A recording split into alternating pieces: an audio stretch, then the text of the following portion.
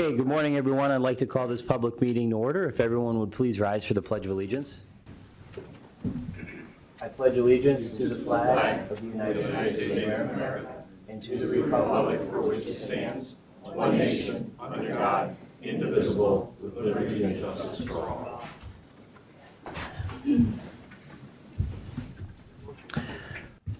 Okay, I'd like to entertain a motion to approve our minutes from our last commissioners meeting. Motion. Second.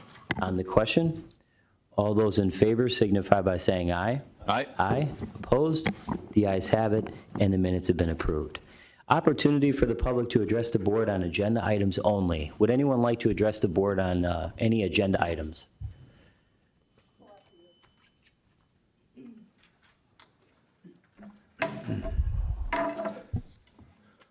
Can I pass paperwork up to anyone here? Sure.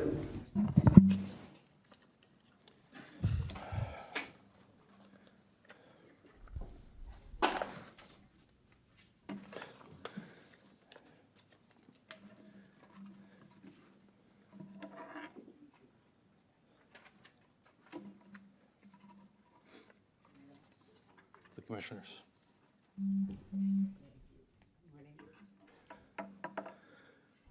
Thank you.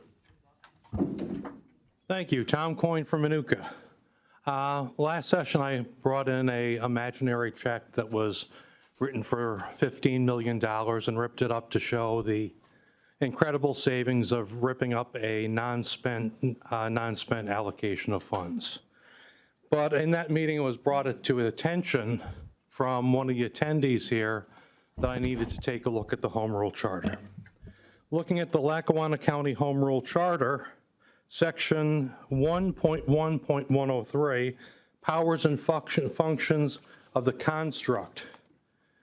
In 13302, Section C, it clearly says that this body does not have the authority to raise taxes above 5%. The Home Rule Charter, as I quote, upon imposition of such a tax, any millage increase which exceeds 5% of the preceding year's rate of millage shall be effective only if approved by a referendum of the qualified electors of the county. Looking at that and reading it, that tells me that you have an option of choosing 5% as your maximum, or if you decide to go 33%, at that point, according to your Home Rule Charter, which you swore an oath to, uphold and defend, you have 5%, 33, if you go to 33%, it immediately it stops dead until the next election cycle where it has to go before a referendum. That's the Home Rule Charter. You have no choice. If you want to pass it, and pass it at 33% rather than negotiating as it is now, it's dead until the next election cycle and you can't enforce it. And then you hope that the population of Lackawanna County votes yes for a 33% tax increase, and that's not going to happen. So it's time with a mandatory of 5% by the charter to sit down, make some hard decisions, look at the ARPA funding. I know there was an argument between 17 million, 11.3 million, and 8 million. But I think at this point, you're stuck with having to take some of it back out and use it for your loss prevention to give yourself time to work towards a solution on this for another year. Because legally, you don't have the authority to put through a 33% tax increase. You're not above the governing body of the city, of the county. And as a matter of fact, the governing of the body of the county specifically limits to you in your powers on what you're allowed to do. This is the latest charter that's out on the county website. So it's not an old charter. Pull it up yourself and validate it. You're bound by the law. Thank you. Do you want to address that, Tom? Yeah, Commissioners, that's completely inaccurate in that back in 2006, the Commonwealth Court of Pennsylvania, in the case of Moskowitz versus Cordero in Lackawanna County, struck down that particular provision of the Home Rule Charter. At that time, Commissioners Cordero and them they did impose a 35% Sir, tax increase. sir, your time is up. They did impose a 35% tax increase, and the Commonwealth Court, it went up to the Commonwealth Court on a review, and the court said that this particular provision violates the Home Rule Charter Act, and therefore it's inapplicable. So it was stricken down by the court. Okay, thank you. Is there any reason why that's not reflected in the current home rule charter that is on the website then? If there's been a legal change to it and it's no longer valid, how come the county website still has invalid documents then? Because that's what we're trying to look at, is that's what we see is, It's case law. It's case law, that's all there is. again, why hasn't the charter been updated to reflect it? Case law or not? To amend the charter would take a referendum to amend the charter. That is correct. But it was stricken down by the court, so it's not applicable. Do you understand? I know you think you're a lawyer, but, No, okay. I'm just saying it should be noted, that's all. Well, Thank you, sir. It Thank should you. be All right. noted. Thank you. Thank you. You can't change the charter without a referendum. Okay. Joan Hodawan, Scranton. Are we having fun yet? You smile up there. I know you've been up all night. I know you have the first reading of the proposed budget on today's agenda. So I need to address Commissioner Chermak's counterproposal. He presented it on October 29th, but nobody in the audience, especially us taxpayers, had the opportunity to ask any questions. And he wasn't present at the meeting on October 30th when you had your public session in this room. So I would ask Commissioner Chermak, we've talked about this offline, to explain to the taxpayers two issues that I'm sure they would like answers to. The first one is your proposal eliminating 9 part-time and 38 full-time positions in the Office of Youth and Family Services. Everybody remembers the staffing crisis in that department that led to the loss of its license. So the question many of us have is, how can HR recruit for positions in that department if you eliminate all these positions? If I were a candidate looking for a job with the county, I would hesitate to apply under those circumstances. I wouldn't know what I would be paid. I'm not going to say, okay, hire me, and then you go to the salary board and decide what you're going to pay me. That's one issue I think you should address publicly since you're here today. And the second issue is you propose restoring a 2.5% cost of living adjustment for non-union employees. And according to your own figures, that equates to $421,000.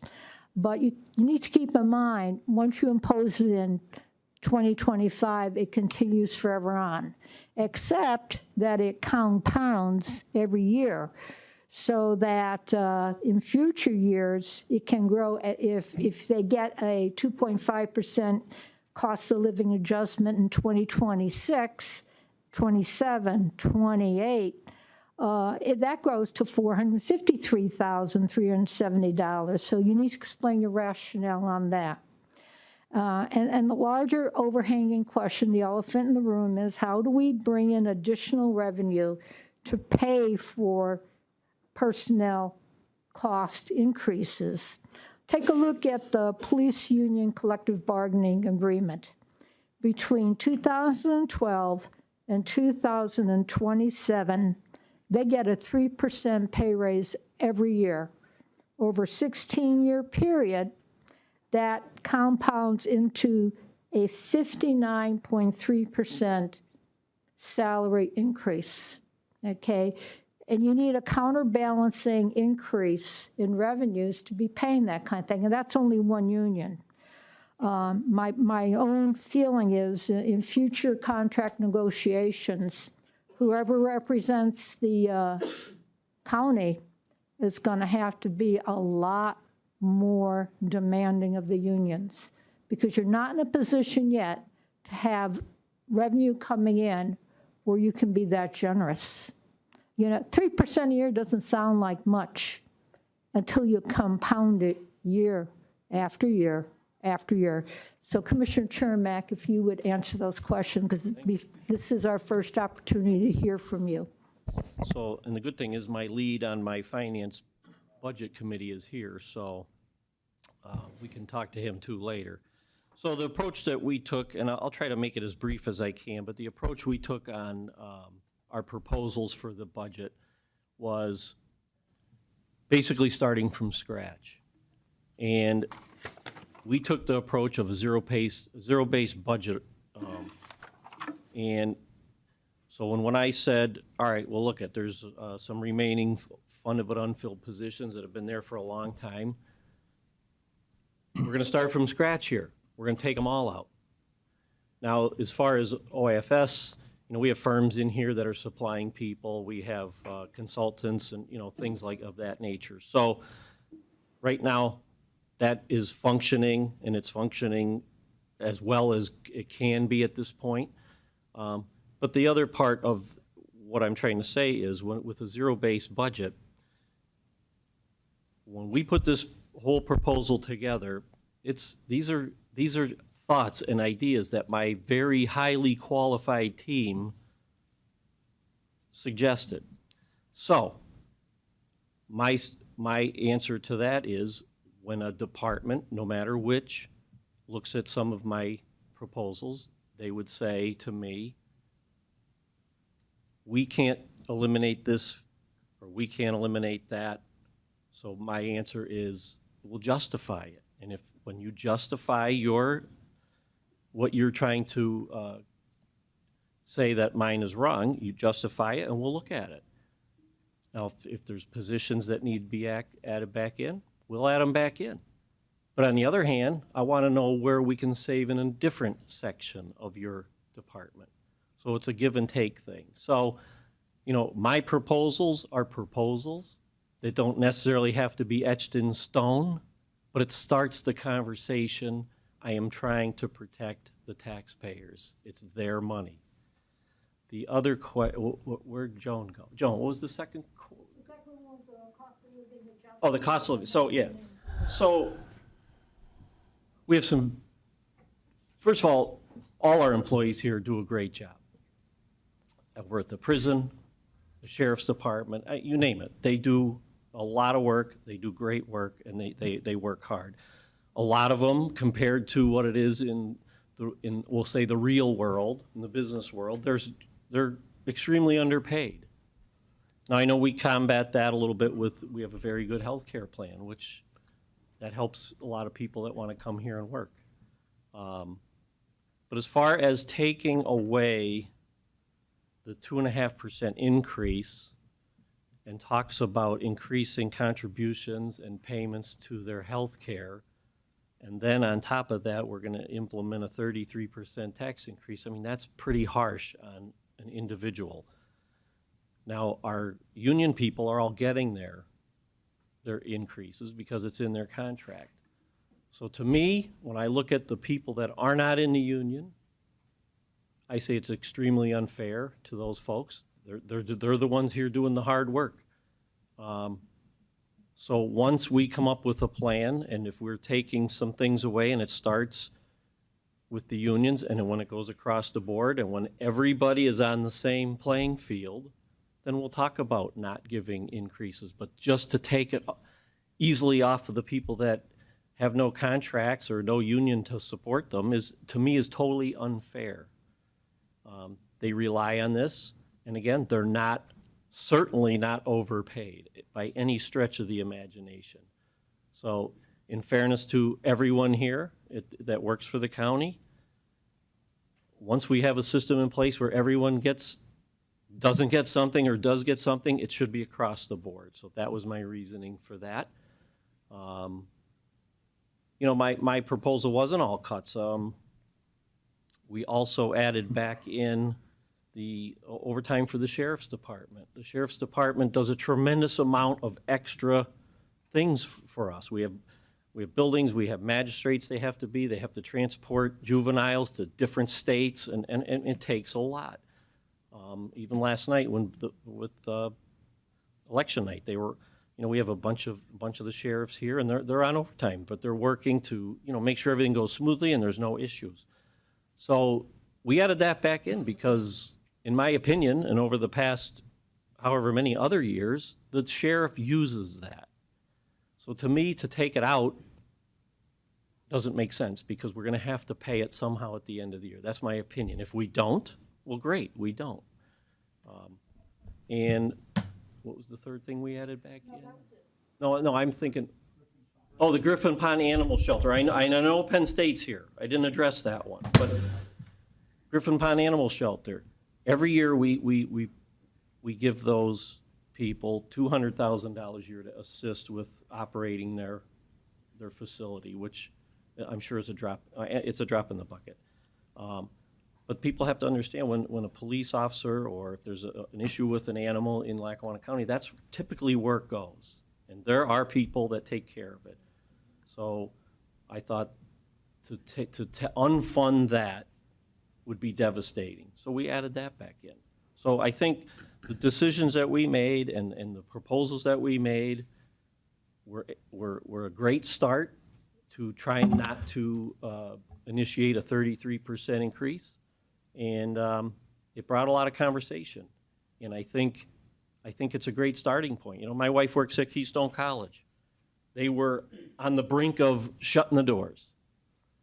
The investor came in, and the first thing they did was gut that place. They got rid of people, they got rid of programs, and they started from scratch.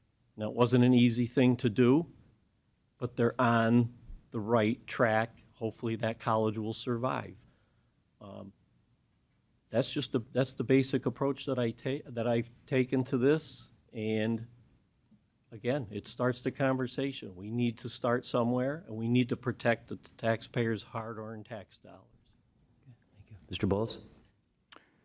Bob Bolus, Scranton. First off, Chris, as far as Griffin Pond goes, taking the money from the shelter, as far as I'm concerned, is criminal. What they do up there with the animals. I've been donating fresh pet dog food to them for the last 4 or 5 years. And as we speak today, I have a vehicle en route from Fresh Pet in Bethlehem, PA, to Griffin Pond with donated fresh pet dog food. That keeps them going. And to take any money from them, go up there and see what these people do with the animals. It's criminal what you're trying to do, number one. Number two, as far as I'm concerned, sitting here, looking at ordinance 240265 should be tabled. You have a lot of problems in here.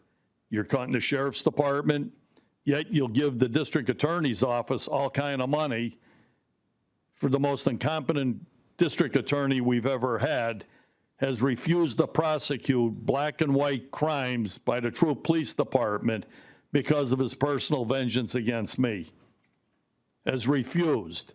You cannot be giving money away to a prosecutor, so to speak, that has selective enforcement in his program. He's supposed to be the district attorney for all the people, and this is a guy who wants to become a judge. It's not what we could allow. You're throwing money all over. I brought up about the University of Scranton and their violation of the rule of God. You have not addressed it. You turned around, gave the hospital tax-exempt status. Look at the money their CEO gets. Yet you took our money from it, and you want to raise the taxes. You can't give our farm away just because it's political around here, and we've had enough of that. You got to take a look at the people that are here. In this program that you're doing, there's so many problems in it. Treat it as though you were running a business and you had to survive in a business, not at the expense of all the taxpayers in this community. Our senior citizens, our elderly people, they can't afford it. The school tax should end on an individual after their kids are out of school 5 years, and let the new ones, your children growing up, let you guys pay the new tab for what it is to put kids through school, because we've already paid our share. And after 5 years, that should come to a halt. You're not looking at the future around here. You're looking at a self-serving program to take on people here and give money away, as I just brought a couple of them up, And there are many more areas in this community. You could cut the use of vehicles in the community. You could go to natural gas on vehicles. You could go so many other ways to save the money and cost. Run this county as a business, and you'll have a better idea what I'm talking about. Don't listen to your so-called consultants, because they're damn clueless, because the real world speaks for itself. And you haven't addressed any of the issues I just brought up, and they're only a tip of the iceberg. Chris brought up ideas. You guys got ideas, but so is everybody else in here. Penn State has ideas. I'm an alumni of Penn State, and they need help. They're the educators of the future, not just kiss butt to the University of Scranton and these hospitals that are taking our money. You got to take the hardcore fact and treat it as a business. Get rid of your consultants who are just here for a paycheck and are lost in the real world. Kids can't even write their name anymore, and you guys are allowing that to go on. You got to change the structure of this county, and you got to change the structure of your thinking. It's not about you people or your political allies. It's about the people right here, the taxpayers, the senior citizens that can't even afford to put gas in their car today or pay the taxes. You got many areas in this county that you could cut, and you're not even looking at it. You're just adding and adding and adding. Thank you. Thanks, Bob.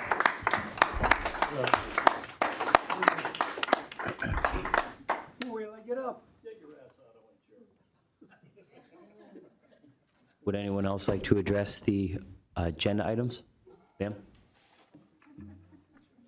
Good morning, Commissioners. My name is Tara Mondock. I'm the Associate Director of Client Relations with Penn State Extension here in Lackawanna County. And I'm joined by my colleagues, Jennifer Mercero, our newly hired Client Relationship Manager, and David Messersmith, who's in the audience with us, the Business Operations Manager. We're here today to request your reconsideration of the proposed budget for Penn State Extension and Lackawanna County's budget.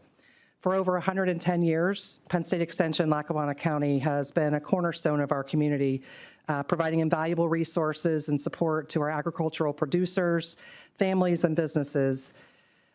Extension's programs, resources, and technical expertise in agriculture, youth development, community health have not only enhanced our local community and economy, but they've also improved the quality of life for countless residents. And we partner with many of the organizations to strengthen communities all around Lackawanna County.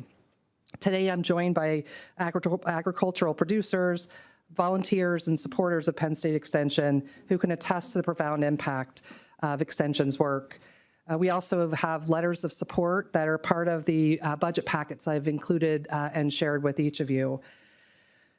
From helping farmers adopt sustainable practices, growing their agribusinesses, partnering with community organizations in the Valley Community Library, City of Scranton, to promote sustainability, environmental health, and engaging community, empowering our youth through 4-H programs and the like, delivering critical educational programs in our schools that no longer happen in our schools, and with community partners through community-based programs like Master Gardeners and our Master Watershed Stewards.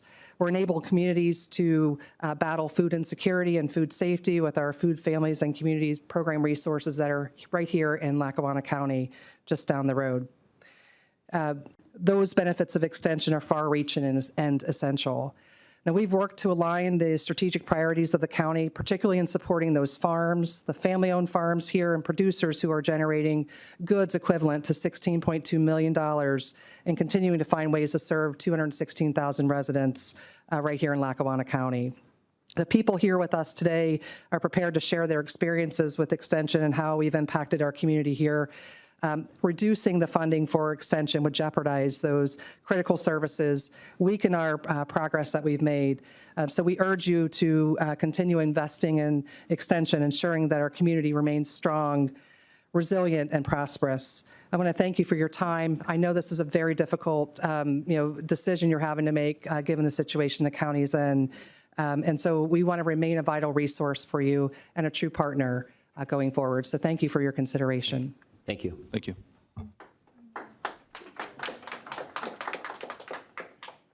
Good morning, Dan Naylor from Benton Township, and I'd like to speak concerning the Cooperative Extension Program.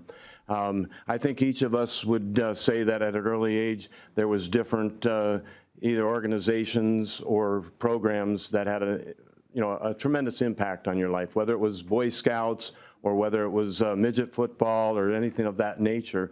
To me, I'd have to point to the 4-H program. At a very young age, I remember going to the barn in the middle of the night to see my first calf born. And that calf was named Joby. And, I raised that calf, and it was through the 4-H program that taught me different ways of handling that and showmanship of that calf. Later on in 4-H, one of the programs that I went to was the legislative breakfast in Harrisburg. And I had the opportunity to sit with, at that time, Senator Bob Mello. It was his first term, and State Representative Joe Wargo and John Vipon. And knowing Joe Wargo for a number of years, his family was friends of ours, he said, "What do you want to do in your life?" And I said, "Well, someday I might have the opportunity. I'd like to run for office." "Oh," he says, "stay away from it. It's a dirty business, a dirty business." But John Vipon and Bob Mello sat back and said to me, "Come here, we want to talk to you. If that's a passion of yours, it's only as dirty," Bob Mello made this statement, "it's only as dirty as you'll ever make it," And so, I have pursued that, and, it had a tremendous impact on my life. But then I watched as my kids, they had the opportunity to be in the 4-H programs. I can remember my daughter Mandy coming home with her first skirt. Hem was a little bit off, but she had that opportunity, and it was because of the 4-H program.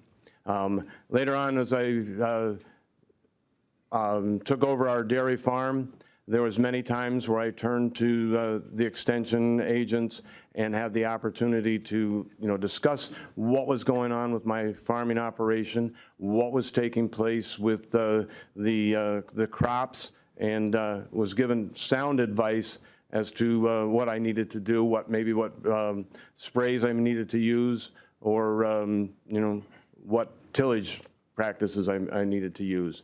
So, I came up here this morning without a note because I wanted to make sure that you understood my passion and my conviction that we need to make sure that we continue to fund the Cooperative Extension Program. Thank you. Thank you.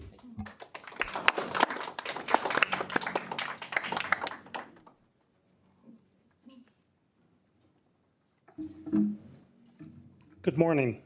My name is Alan McLean. I'm a resident of Madison Township in Lackawanna County. I'm a member of the Planning Commission in Madison Township, and I'm a lifelong farmer and the president of the Wyoming-Lackawanna County Farm Bureau. In that role, I represent a total of 477 members, 350 of them being from Lackawanna County. Some are even in this room today. I'm here this morning to speak on behalf of the reinstatement of full funding for the Penn State Extension in Lackawanna County. As a farmer, the work on the farm is a 24/7, 365-day proposition. There's not much time to do extensive research on issues, products, or new methods. Farmers are able to rely on the extension to have already done the research and provide us with the education and support we need on many fronts. In an area where the extension has provided specific service to my farm is in soil samples. Soil samples are taken annually from my fields, and the extension provides chemical analysis of those samples. From that information, I'm able to determine the proper types and amounts of fertilizer, lime, etc., to apply to the fields for optimum production. Whether we are farmers with 50 years under our belts or are brand new farmers, we need help with environmental issues such as sustainable farming, regulation changes, crops and productivity, technology advancements, and profitability. The Penn State Extension provides this crucial assistance. As a community member, Penn State Extension provides educational programs specifically made for young people, such as the 4-H Youth Development, which is a program that encourages young people to develop in leadership, citizenship, and life skills. There are programs for adults as well, such as the Master Gardener Program. With so many people wanting organic products, these programs provide community education and support to encourage sustainable gardening, health, and nutrition. There's a great more deal that I could reference, but I'll stop here. I believe that the Penn State Extension partners with the local community, volunteers, schools, farms, small businesses, and corporations to address the community needs, foster engagement, and serve the specific needs of Lackawanna County. And I strongly recommend the full reinstatement for Lackawanna County, of Lackawanna County, to the Penn State Extension. Thank you for your time. Thank you.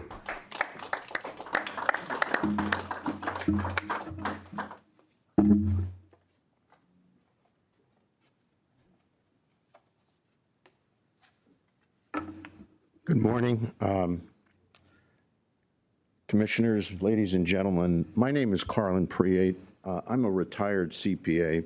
I was formerly partner in charge of the Northeast region for Perenni Randolph, who later merged into the present-day Baker Tilly. I'm very familiar with Lackawanna County finances spanning over 25 years, as I was the lead partner on the audit of Lackawanna County when Perenni Randolph was performing the independent audits. Having said that, because of my background, I was appointed chair of the Bipartisan Budget Study Commission back in 2021 after a millage increase associated with the pension thing in 2021. But our efforts were thwarted by Commissioners Notarianni and Dominic, and really stonewalled by CFO Durkin, because we weren't getting enough information and we were quickly disbanded. Having said that, I've been involved with the finances over the years, and I've been obviously, even though I'm no longer involved in public practice, I keep up to date with respect to what's going on with the county, and I follow trends and I follow things, and I've had an opportunity to look through this budget. And quite candidly, yes, there is a structural deficit, and everybody understands what a structural deficit is. It's really, you back out one-time revenues against normal expenses. And based upon my analysis, the structural deficit for 2024 was 13 million. It could have been 15 million, but again, it's how you look at grants and things of that nature. But having said that, if the structural deficit is 13 million or 15 million, why do we increase taxes 33% and generate 31 million? So in other words, if we were looking at a structural deficit of 13 million, well, we need to fix that coming into 2025. Why does it go from 13 or 15 million to double that, to 31 million? Because that's basically what a 33% tax increase does. Okay, well, where did that money go? Why is the expenses going up? And again, when I look at the trends from 2021 to 2025, the spending is way above inflation. It's way above inflation. It's way above the assessed valuation of the county. Even if I look at 2 years ago, in 2023, the spending, and as I said, I have this here in my analysis that I keep track of. And again, I maybe part of old school here, but looking at the numbers. But in 2023, the budget was $150 million. In 2025, this is 2 years now, $189 million. So it's a $40 million increase. Well, wait a minute, $40 million on $150 million? That's way beyond inflation. Well, what's going on here? What is going on here? And it says, yes, there is a spending problem. The assessed valuation, which is based on the millage, is not going up. We're not in one of those counties that are growing, that are expanding, that are having a lot of business, new people coming in. We just don't have that. Let's drill down. Let's take a look at some of the items that are involved. One question I have here, folks, is tax revenue. If I look at the millage and the assessed valuation over the last 5 years, we are way off and under collecting the taxes. It's probably over $20 million, $25 million that we have not collected in taxes. These go into delinquent taxes. What's going on here? Oh, I know about, it goes to tax sale, it goes judicial sale, but these things are never resolved. And in the meantime, those failure of people that are not paying the taxes, of course, it's going on the other taxpayers. Let's take a look at the budget. Let's take a look at the expenditure side. The salaries and wages are about 70% of the total budget. And again, Commissioner Chermak mentioned about unfilled positions. Yes, that's probably $8 or $9 million. Okay, that's adds to the budget. We got Cadillac coverage on the medical. Why do we have Cadillac coverage? Nobody else in the county has Cadillac coverage. Oh, that's part of the unions, but we got to do a better job of negotiation. Contracts and services, $25 million. Oh, yeah, they're all no bid. We don't bid for contract and services. Okay, all right. And I didn't even get into all these other line items here, folks. I'm just telling you, there is a lot of fluff in this budget, and we need to be transparent and open about it, and let's talk about it, because there's things buried in this budget that the taxpayers don't know about, and we need to find out what those answers are. Thank you.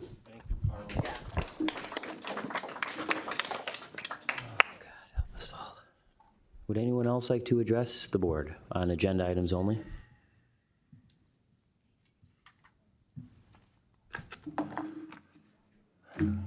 Good morning. Len Dobson from Peckville, Pennsylvania. And along the lines of what Mr. Priet had laid out, I mean, there are so many hidden things that are in there. Like, for example, the Colts. We don't know what's actually happening with the Colts. They doubled since the last year, from 1 million to 2.2 million. Was that increase anticipated based on the 1.9 from 2024?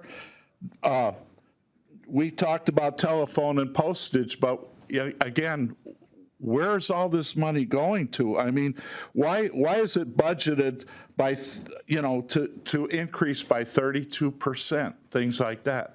There's all kind of hidden things, and this is why, again, we had asked to sit down with you guys and possibly with PFM and decide what's going to happen. Can we drill down into this stuff and look at it?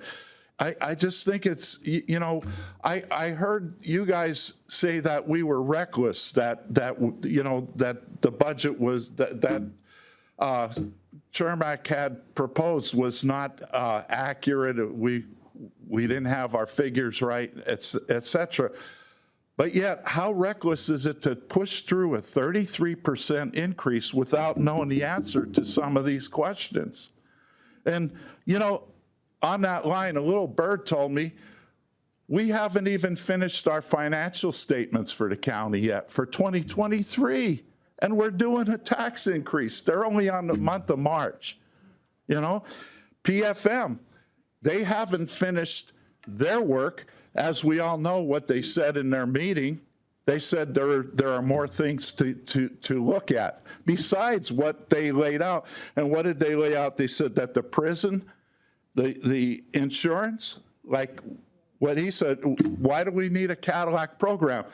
I've been 45 years of being in business and being in management. I have never seen a program, gentlemen, where they pay you for you, your family, and your wife. They pay everything.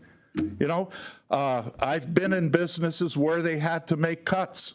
The first thing they did is they took away on the 401k plan. They were contributing 4 to 6%. First it was 6, it went down to 4, then it went down to 3, and then finally they didn't contribute anymore. There are a lot of cuts that we can make here, and I'm asking you once again, let's sit down together on a bipartisan basis. Let's not make this about politics. Let's make this about these people in the county here. And, I'm going to leave you with a thing that happened. When Chris asked me to do this, I was with Mr. Priet the first time right before COVID and doing this thing. And he's right. We were stonewalled. We couldn't see any of the figures. We couldn't make any kind of decisions. But yet, Chermak did, by the way, balance the budget back then. But here's the thing, when he asked me, I was reluctant to do this again. And again, I'm here volunteer. I have so many things, so many irons in the fire. Don't ever retire, because believe me, you get busier. That's the truth. But anyway, all these things are standing, and there's things that I didn't even want to get involved in this. But, you know, it's important. It's real important. So I said, okay, we'll do it.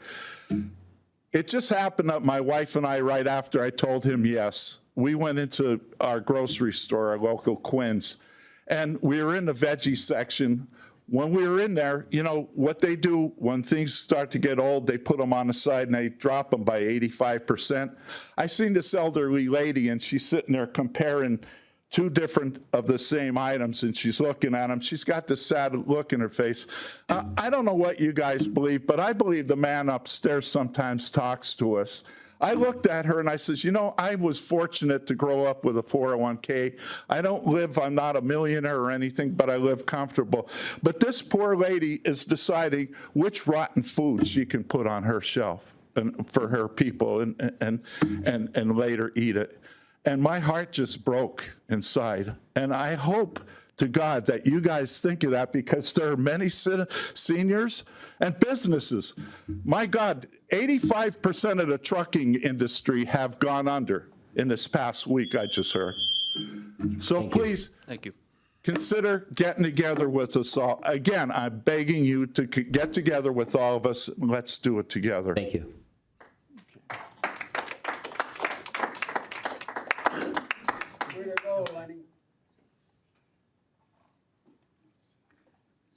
Suzanne Green. I'm a Lackawanna County resident, Benton Township, Pennsylvania.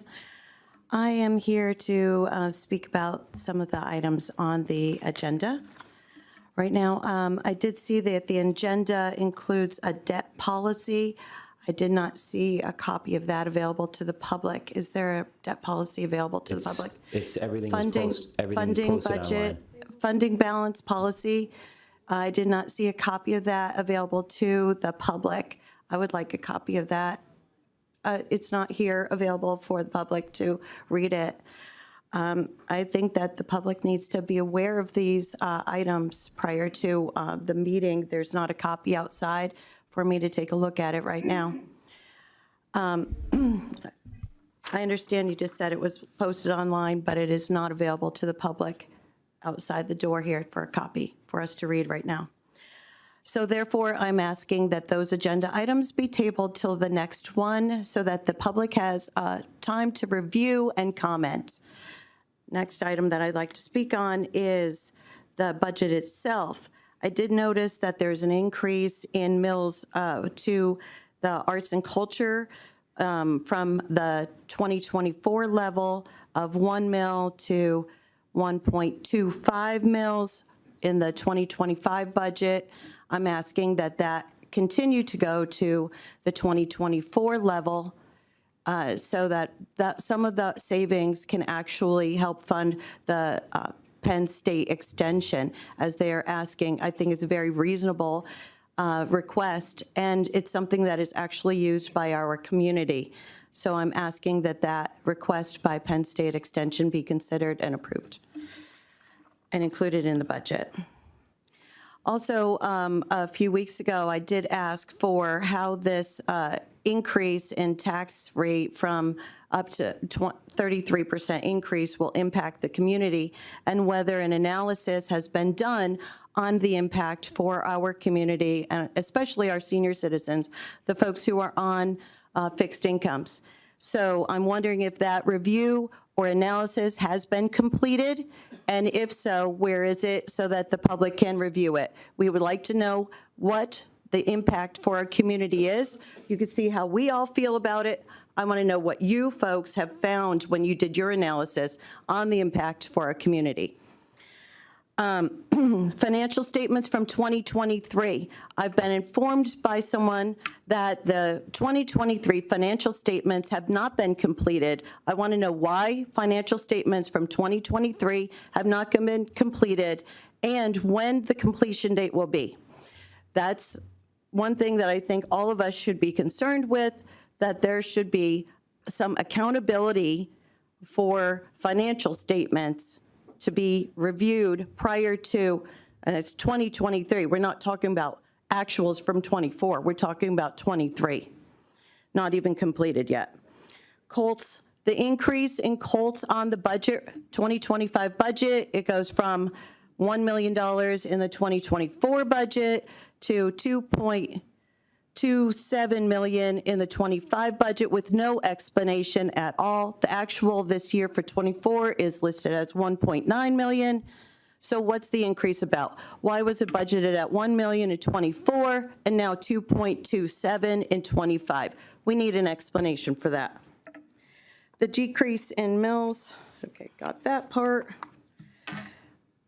I think that I've covered most of the topics, but I do think that it's great that you guys are listening to the public.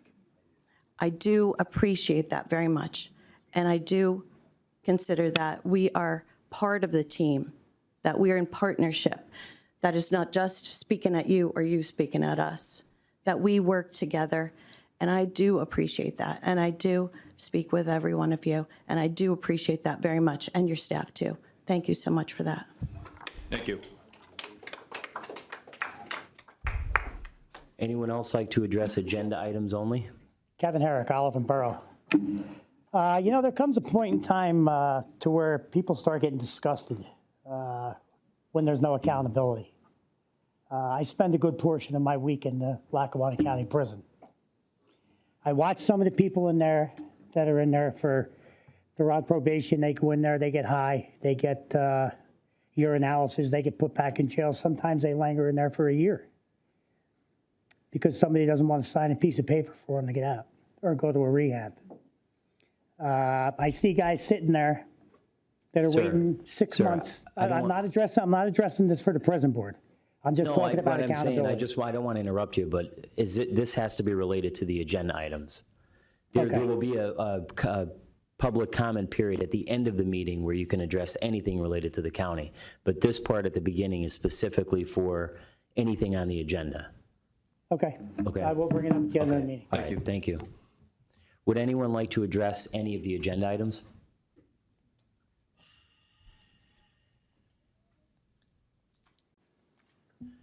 Good morning, Commissioners. I understand you're sick. I hope you feel better, Commissioner Gahan. Most of the questions that I wanted to ask have already been asked, so I'm not sure how you're going to answer them since you weren't here.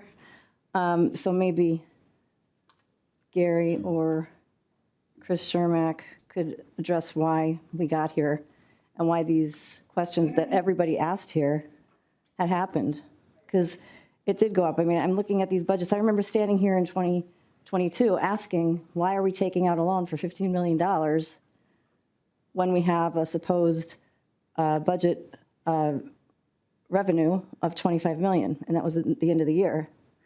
And I was told just because, I guess. Didn't make any sense to me. And the audits, they needed to be done, so why weren't they done? Many questions, like I said, that they already asked. I don't want to duplicate and take your time because I know you want to get out of here, but those are two of the things that I didn't hear about. Thank you. Thank you. Thank you. Would anyone else like to address the board on agenda items only?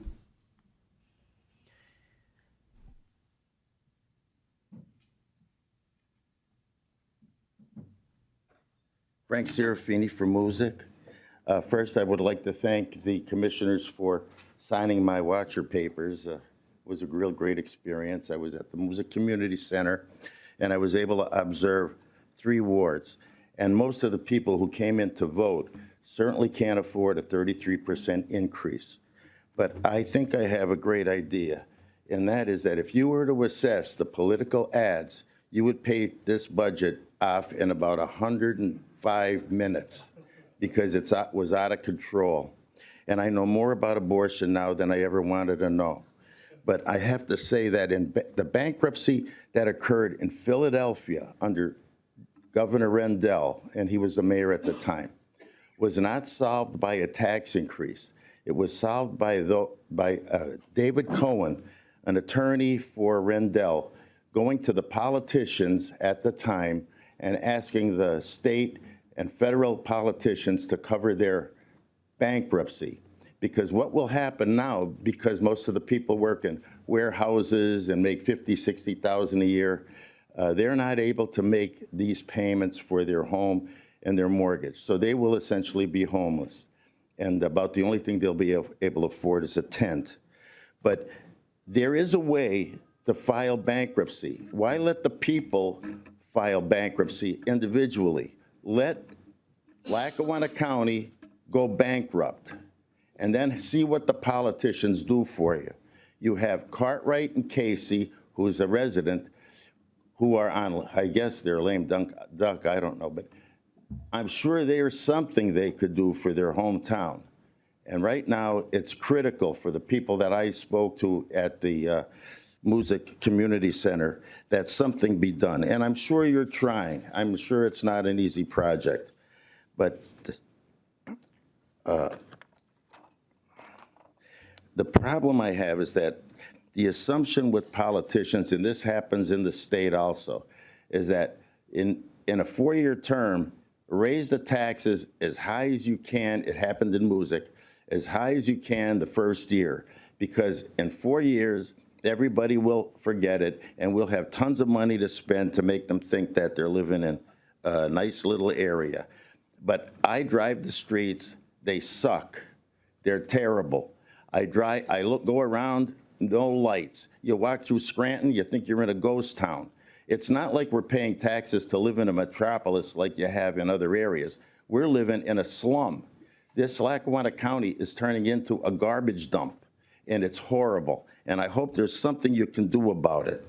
But we have to balance the budget and not on the backs of the taxpayers. And when you ran for office, I'm sure you had an idea that Notarianni and Dominic destroyed the budget spending. And I would have hoped that you might have had some inkling as to how to handle this. And hiring an accounting firm to review the budget and them coming back and saying, well, the only answer is raise taxes 33%. I mean, anybody in this room could have told you that's a good answer because that'll definitely balance the budget. But if there's anything possible that you feel you can cut or do to help the taxpayers, because in music, I know we have a new warehouse coming in, 1 million square foot, 1,900 new vehicles. It's going to be tough on the streets. We have a charter school coming in. And you know what happens with the charter school? You end up getting the taxpayers, putting a burden on the taxpayers. So I wish there's something. I ran out of ideas only because bankruptcy to me is the easiest form of getting out of it. And David Cohen works for Comcast. If you could possibly contact him and ask him how he managed to get Philadelphia out of their deficit, which was worse than you've got, I think that would behoove the taxpayers as an effort in the right direction. But I thank you very much. I know it's not easy, and it's not going to be easy from this point on, and trying other sources of income is going to be even more difficult. But if there's anything that you could possibly do to help the people out, they were pathetic yesterday coming into the polls.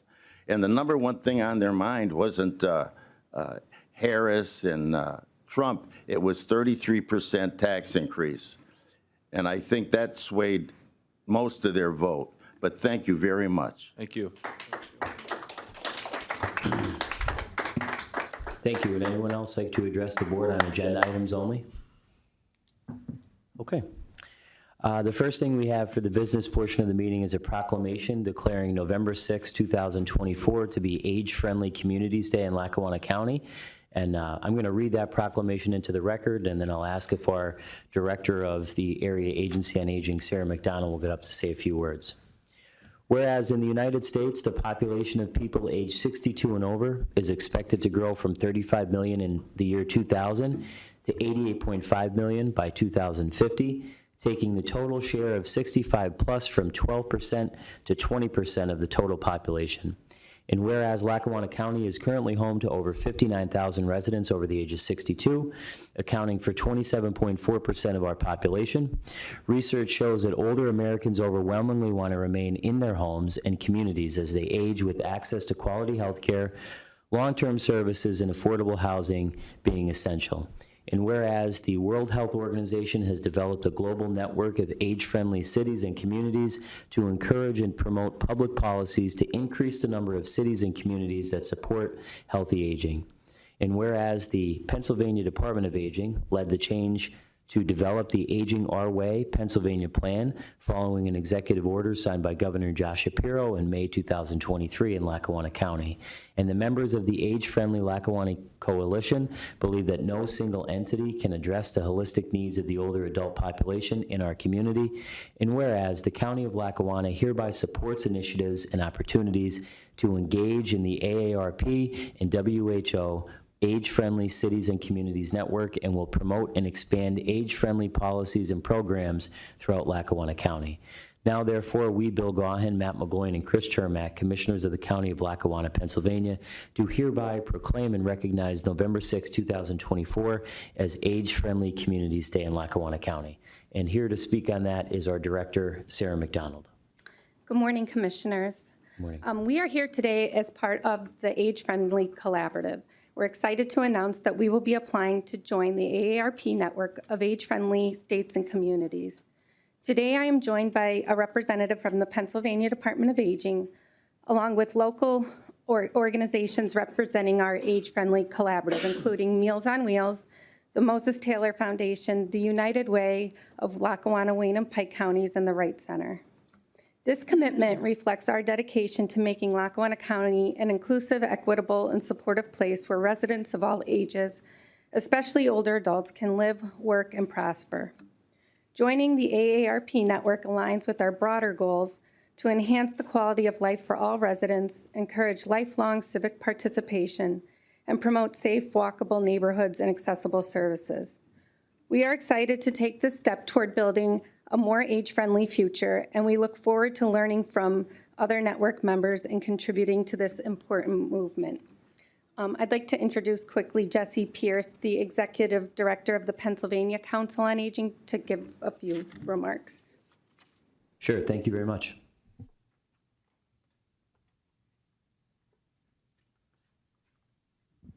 Good morning. Thank you, Sarah. Like Sarah said, I'm the Executive Director of the PA Council on Aging. I work in Harrisburg. I came in from Harrisburg this morning. I know I'm on Secretary of Aging Jason Kavulich's home turf, so those are big shoes to fill, and I'll be brief. When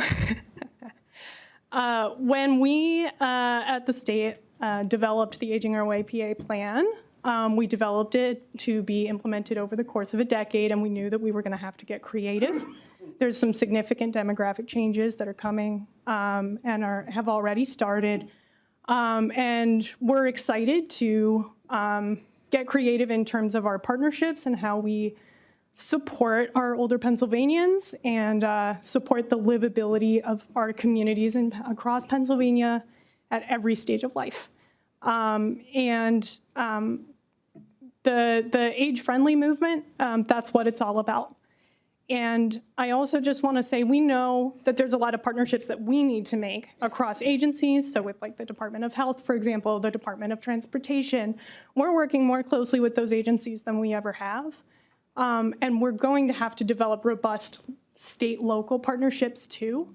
And I just want to thank the commissioners for being on the forefront, as always, of looking to build age-friendly communities and committing to supporting older Lackawanna County residents.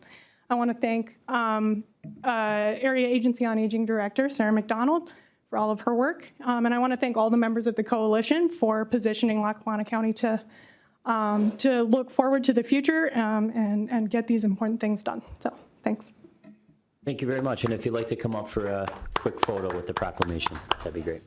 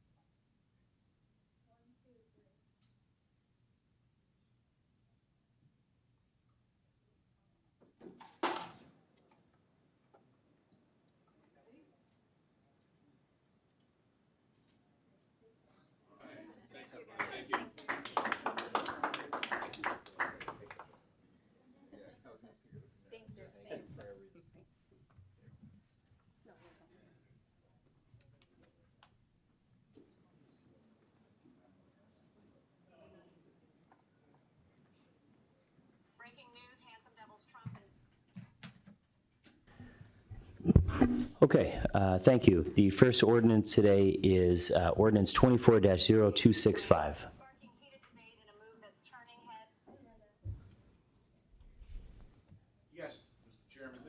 The first reading of ordinance 295, it's an ordinance of the County of Lackawanna and the Commonwealth of Pennsylvania fixing the tax rate and enacting the budget for the year 2025 and appropriate specific sums estimated to be required for specific purposes of the county government hereinafter set forth during the current fiscal year.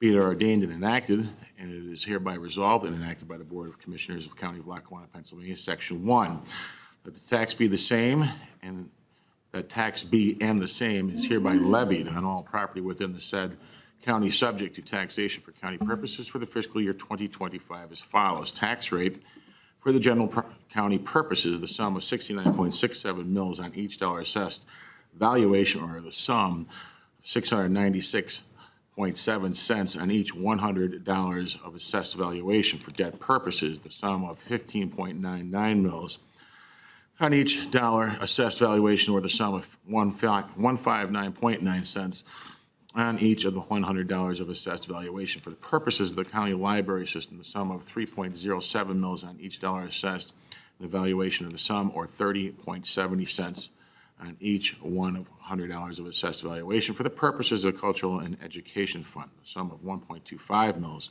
or the sum of 12.5 cents on each $100 of assessed valuation. The total millage for all purposes is the sum of 89.98 mils. Section 2, all prior ordinances or resolutions or parts thereof inconsistent herewith are repealed. Mr. Chairman, this is the first reading. You won't be taking a vote on this today, but here to speak upon that is their Chief Financial Officer, Mr. Dave Bolzoni. Dave?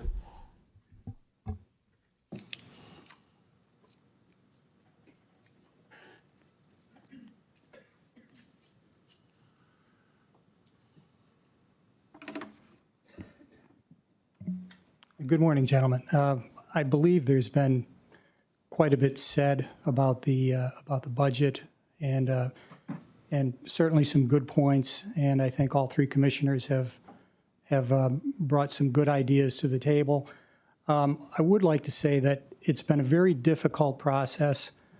None of what we're doing is anything that hasn't been discussed previously. And certainly there are challenges in the construction of this budget, primarily because of neglect in prior years. And by neglect, it's mainly deferral of costs, and also costs that have become more significant in recent years that really have to be addressed. And I think the departmental budget hearings were absolutely critical in that each department shared the rationale for their own budgets. All of that information was shared with the commissioners to allow the commissioners and also the Revenue and Finance Department to be able to prioritize what was absolutely necessary. Initially, just based on the first review of the budget, we were able to reduce the expenditures by about $8 million. But again, as I had pointed out previously, not only to this board, but to prior boards, the challenge that we had was really the reliance on one-time revenue sources, whether they were current year revenue sources that were only available at one time or a reduction in the fund balance, and not being able to make up those revenue sources within the current fiscal year really creates problems. And that's really why we're where we are right now in the budget process. So I think it's important to point all of that out, and certainly it's been a challenging process for all. I have a few questions for you, Mr. Bolzoni. So when you just said in your statement that one of the reasons why the county is in this position is because of the use of one-time revenue sources. Give us an example of a one-time revenue source. Well, I did. The use of the fund balance. Now, if you really look at best practices, the fund balance really should not be used just to cover operational expenses. I mean, that's no secret. The rating agency has been citing that for years, and yet the fund balance was really used as a lever in order to balance the budget. That shouldn't be the case.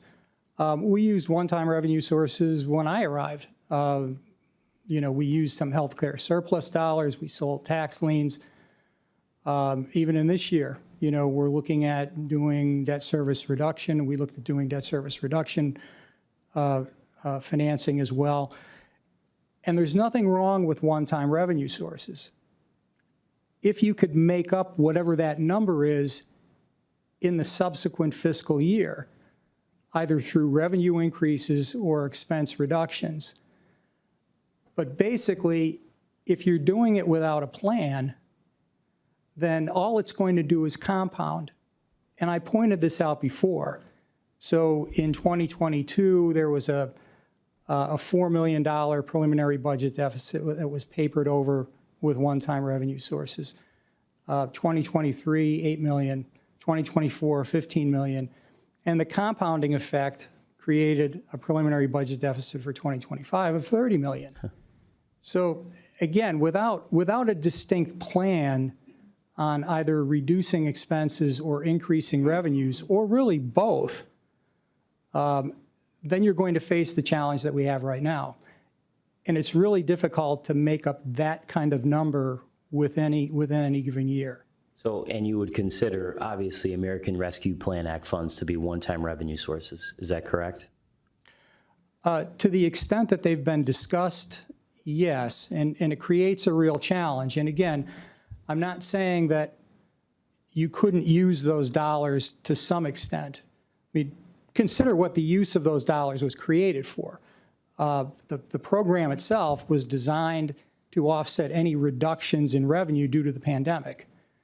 The program really wasn't designed in order to cover subsequent budget deficiencies that are really structural. It's not what the program was all about. So would you recommend, obviously you didn't, because we have met with you on multiple occasions over the past 10 and a half months, but we know that there is not $17 million left in ARPA funding, although that's the cash balance. We know that there's about maybe $5 million left, $5 or $6 million left in funds that have been unobligated. But let's just say that there was 17 that we could use.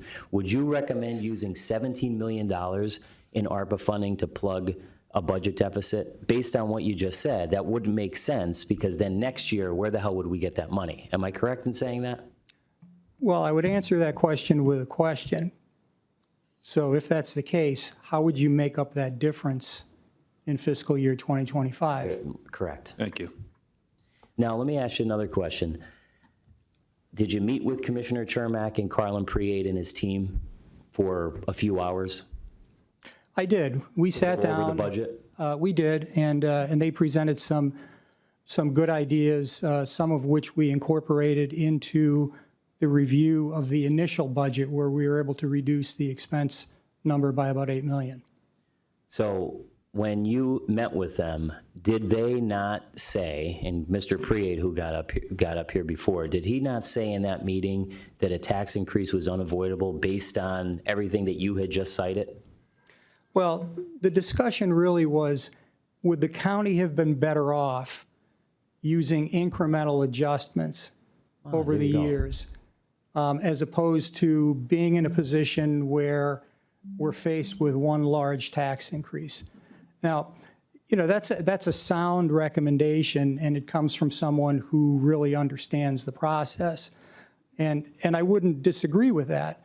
The challenge is that, if you go back to 2017, I think, where the county's fund balance was a reasonably healthy $25 million, at that point, when the fund balance started to decrease and it was being used for operations, that's when the incremental adjustments really should have been considered to keep up with expenses. Now, the other side of that, of course, is you really have to look at the other side of the structural issue, and that's really trying to look at the management of expenses and not just revenues.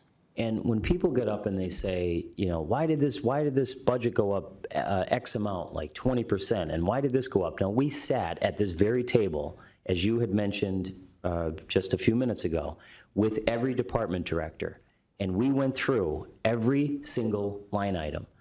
And the ones that had increased, and you can correct me if I'm wrong, really increased for reasons outside of our control. Am I correct in saying that? For inflationary reasons, and I mean, one example I can use is in the IT department, our Microsoft license went up considerably. Do we have any control over that as county commissioners? Can we just, get rid of the Microsoft license and not use computers anymore?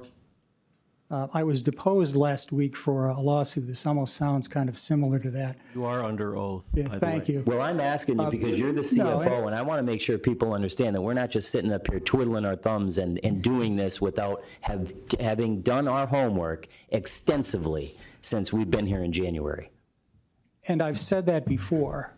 And the budget hearings were a very good exercise, the departmental budget hearings, because it gave the commissioners an opportunity to sit with all of the department heads to go through every line item on their budget and really be able to understand what the justification is for those costs. There are costs that we have now that we didn't have previously.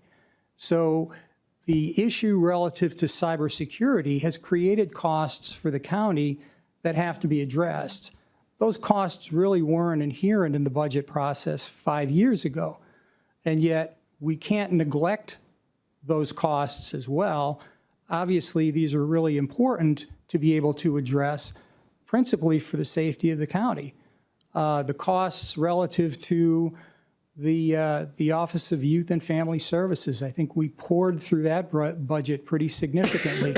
And the difficulty with that budget is that because of a lack of personnel, a lot of those programs had to be outsourced.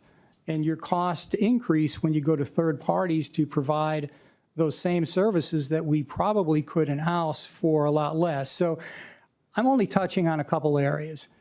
There really are a lot of items that I think can be viewed and can be viewed by Commissioner Chermak and his group within those departmental budgets. And I think it really sheds a lot of light on the process and how we arrived at where we're at right now. And people have to understand,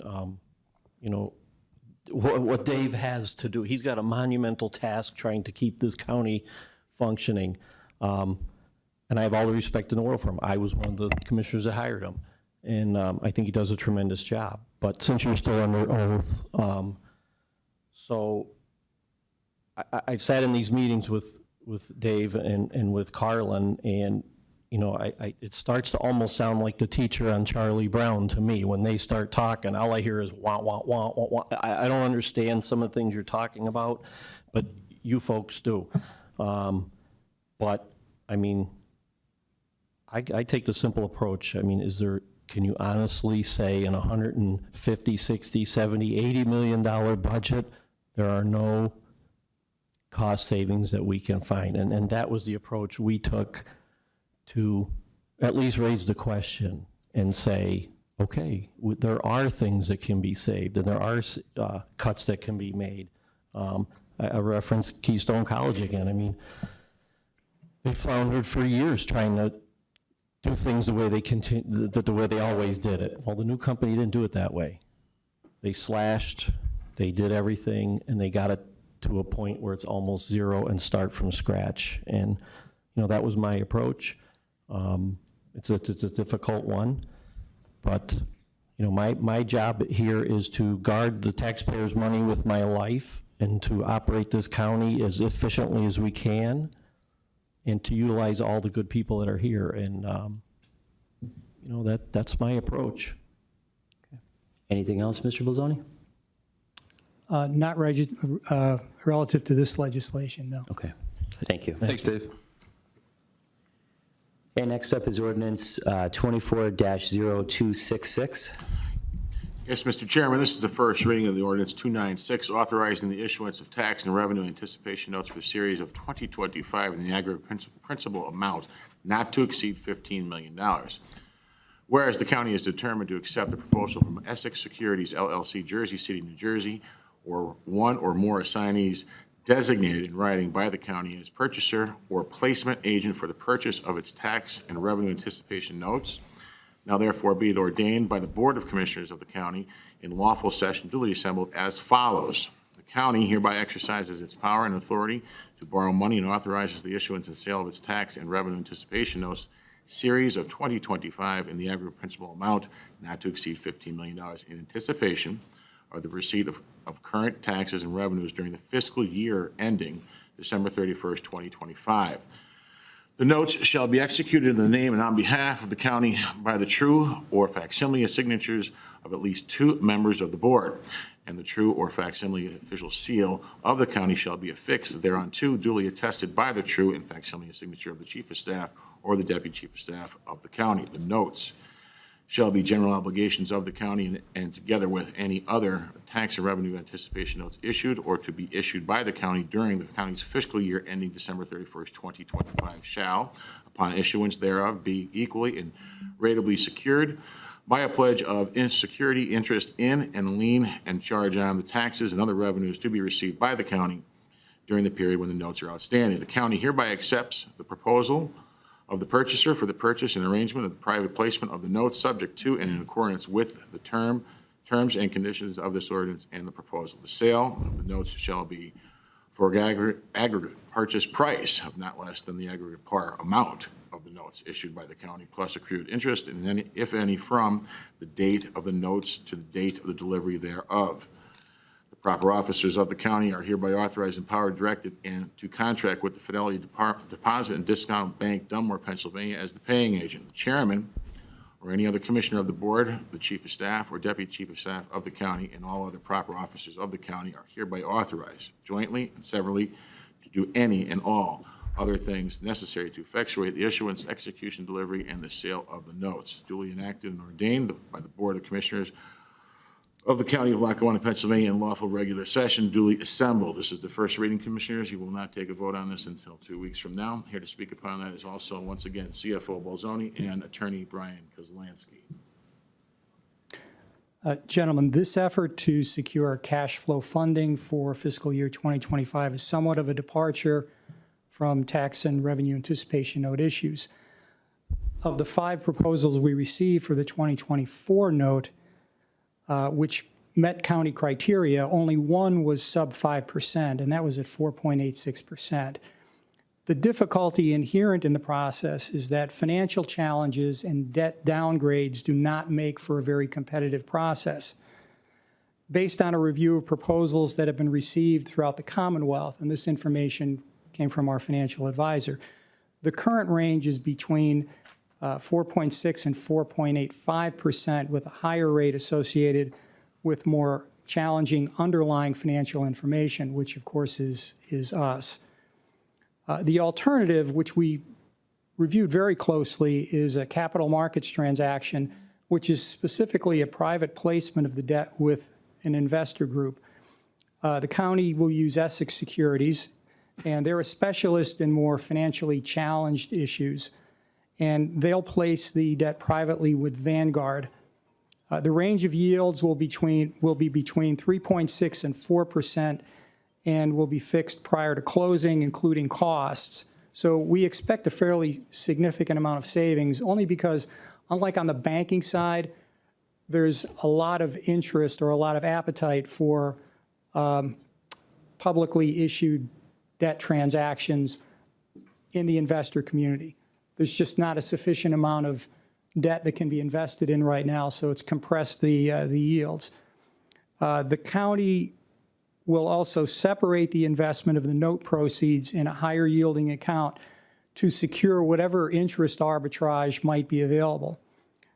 Therefore, any compression in rate that we can achieve would be advantageous, which may allow us to earn interest on that balance of those funds that may not be used.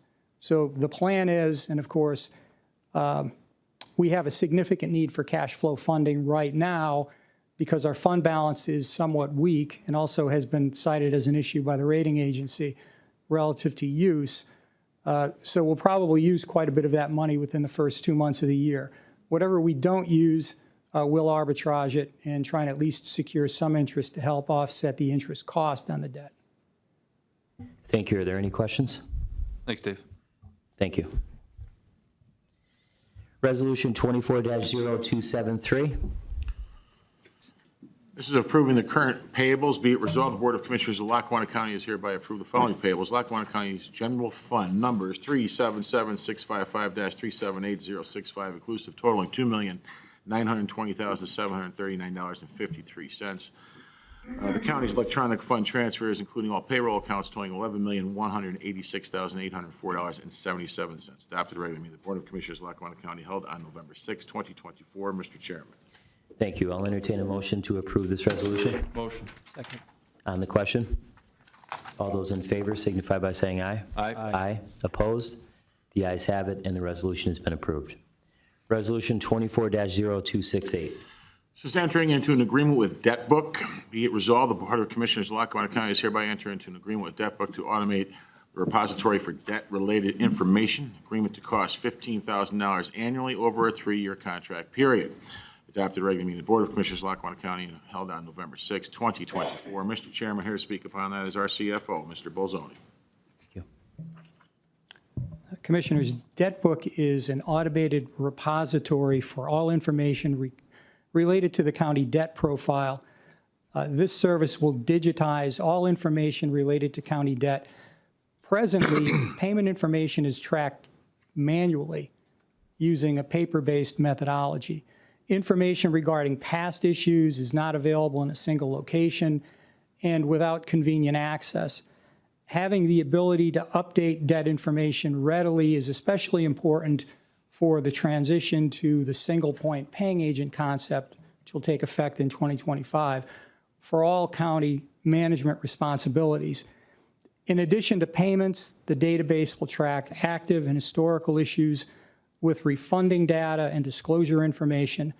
The program costs $15,000 for the first year with 3% increases in years 2 and 3. Important to note, DebtBook is a member of the Omnia Purchasing Cooperative in which the county participates, and the product is also very singular in its construction and would be difficult to recreate either internally or with another vendor. And I'd strongly recommend its approval. Thank you. Any questions for Mr. Bolzoni? I'll entertain a motion to approve this resolution. Motion. Second. On the question, all those in favor signify by saying aye. Aye. Aye. Opposed? The ayes have it, and the resolution has been approved. Resolution 24-0269. This is adopting an updated fund balance policy. Be it resolved, the Board of Commissioners of Lackawanna County is hereby adopt a fund balance policy in which the County of Lackawanna has determined that it is in the best interest of the county government and thereby in the best interest of the county government's constituents to establish a fund balance policy. Whereas the county hereby establishes a policy, the county's general fund accumulated fund balance as reflected in the county's financial audit on December 31st of any year should be a minimum and be equal to 12% of the total annual general fund revenue reflected in the annual audit for the year that ended. Now, therefore, be it resolved, further resolved, the fund balance policy adopted on November 4th, 2015 is hereby abolished in the event that the county government's general fund accumulated fund balance were to fall below the minimum amount established above.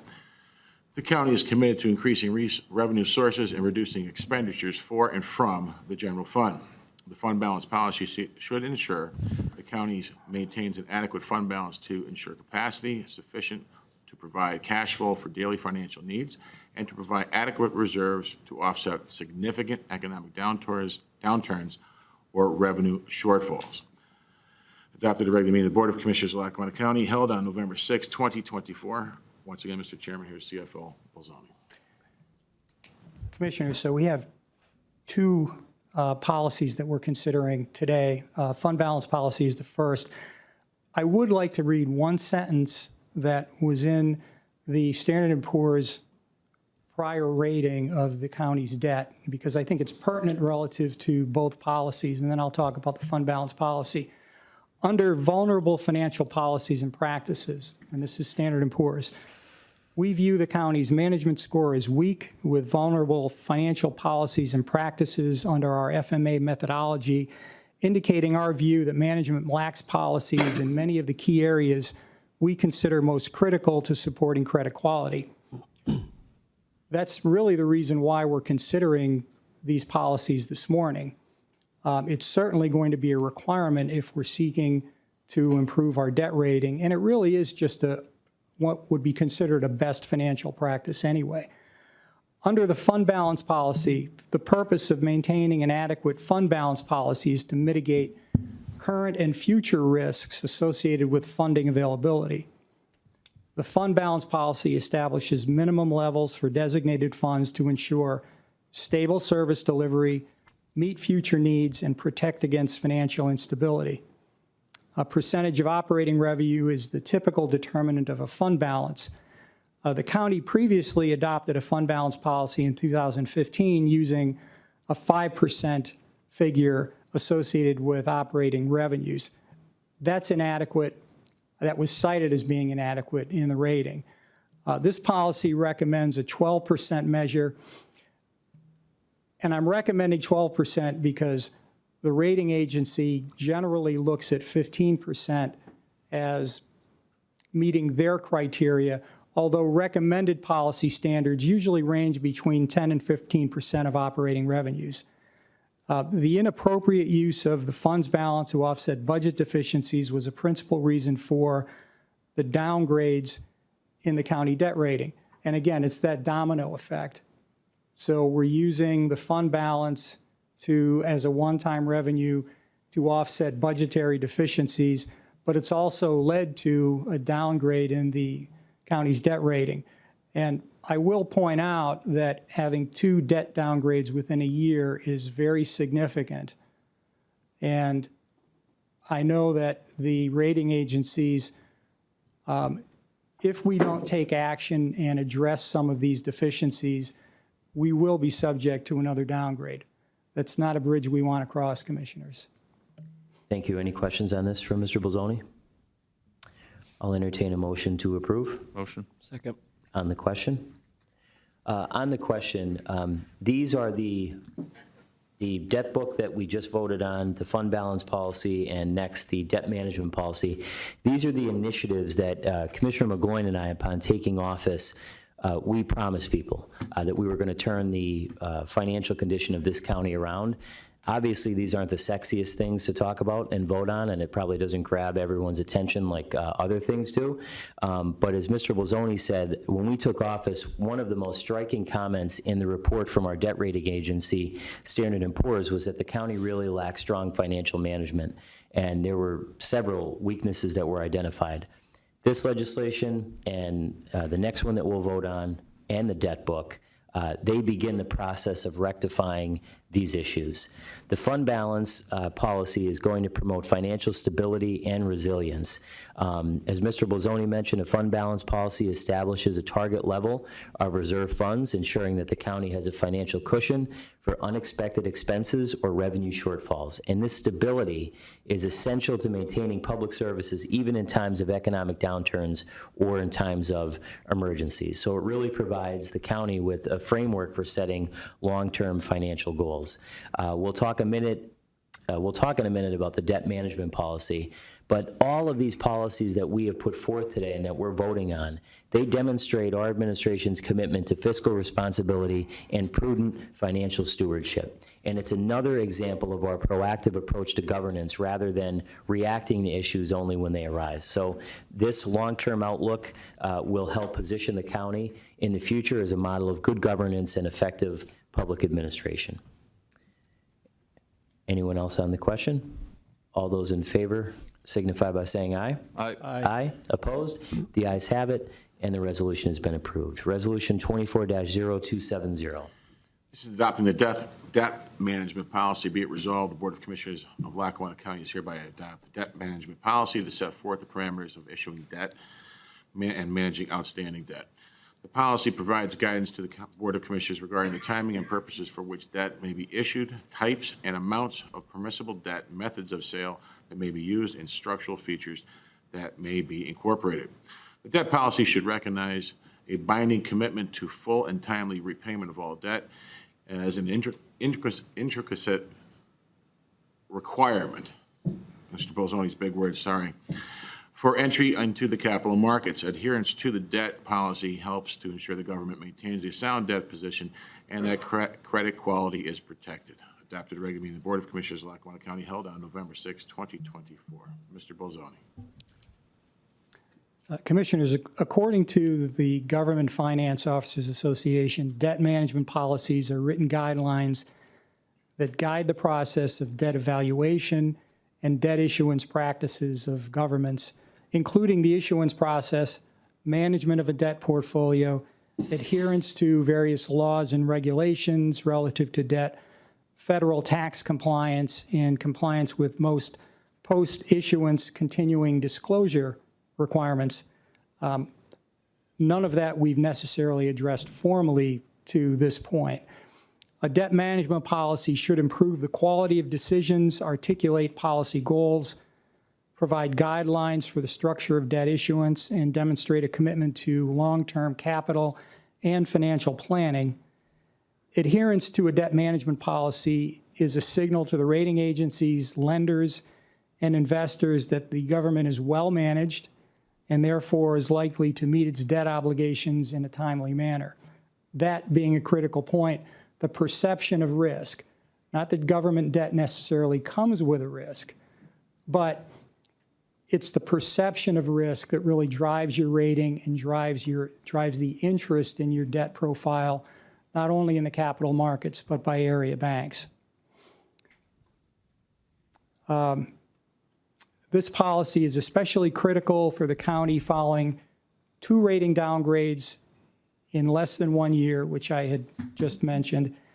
The lack of a debt management policy was cited by the rating agency Standard & Poor's as a significant managerial weakness, which I read to you from their report, and I thought it was important really to understand what the underlying purpose is of putting these policies in place. So I'd recommend, strongly recommend the approval of this as well. Thank you. Any questions on this for Mr. Bolzoni? Okay. I'll entertain a motion to approve. Motion. Second. All those in, I'm sorry, on the question? All those in favor signify by saying aye. Aye. Aye. Opposed? The ayes have it, and the resolution has been approved. Thank you. Thanks, Dave. Thank you, gentlemen. Resolution 24-0271. Ratifying the CDBG modifications and revisions. Be it resolved, the Board of Commissioners of Lackawanna County is hereby ratify the submissions of modifications and revisions for the following community development block grant programs to the Pennsylvania Department of Community and Economic Development. For federal fiscal year 2021 Jessup Borough, the modification will delete the Jessup Borough Housing Rehabilitation line item and create the Public Community Facilities line item for Jessup Borough Bank Building ADA Elevator Construction Project with the following funding. $82,509 transferred from the single-unit residential housing rehabilitation line item. For federal fiscal year 2022 Jessup Borough, the modification will delete the Jessup Borough Housing Rehabilitation line item and create the Public Community Facilities line item for the Jessup Borough Bank Building ADA Elevator Construction Project with the following funding. $82,255 transferred from the single-unit residential housing rehabilitation line item. Old Forge Borough. The modification will delete the Old Forge Borough Housing Rehabilitation line item and create the Public Community Facilities line item for the Old Forge Senior Center Kitchen and HVAC Project with the following funding. $118,553 transferred from the single-unit residential housing rehabilitation line item. Be it further resolved that the county has complied with the terms of Pennsylvania Act 179 and has met all citizen participation requirements in connection with the above-mentioned revisions.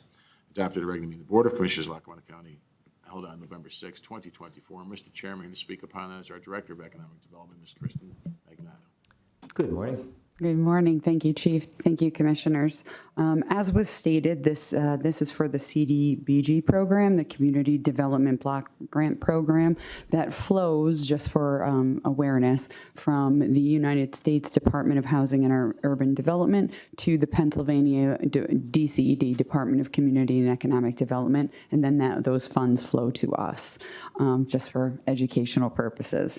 The passage of 2 modifications are needed to transfer funds from one project to another to continue with eligible spending of CDBG funds in both Jessup and Old Forge. This resolution will help facilitate and fund these 2 eligible projects and activities. The cost is 100% covered by CDBG funds. There's no cost to the county at all. This is important, this passage, because of the due date of completion of these projects, which was by the end of May of 2025. The benefit to Lackawanna County residents in both Jessup and Old Forge is to have these projects completed in the municipalities in a timely manner so they are able to maintain these funds for these projects. As was stated, both of these projects were originally listed as housing rehab, and the Jessup, for Jessup, it will now be for a Borough Bank Building ADA elevator, and in Old Forge, it would be for a senior center kitchen and HVAC program. So we ask for your passage of these community projects at this time. Okay, great, thank you. Any questions for Director Magnotta? Okay, I'll entertain a motion to approve. Motion? Second. On the question, all those in favor signify by saying aye. Aye. Aye. Opposed? The ayes have it, and the resolution has been approved.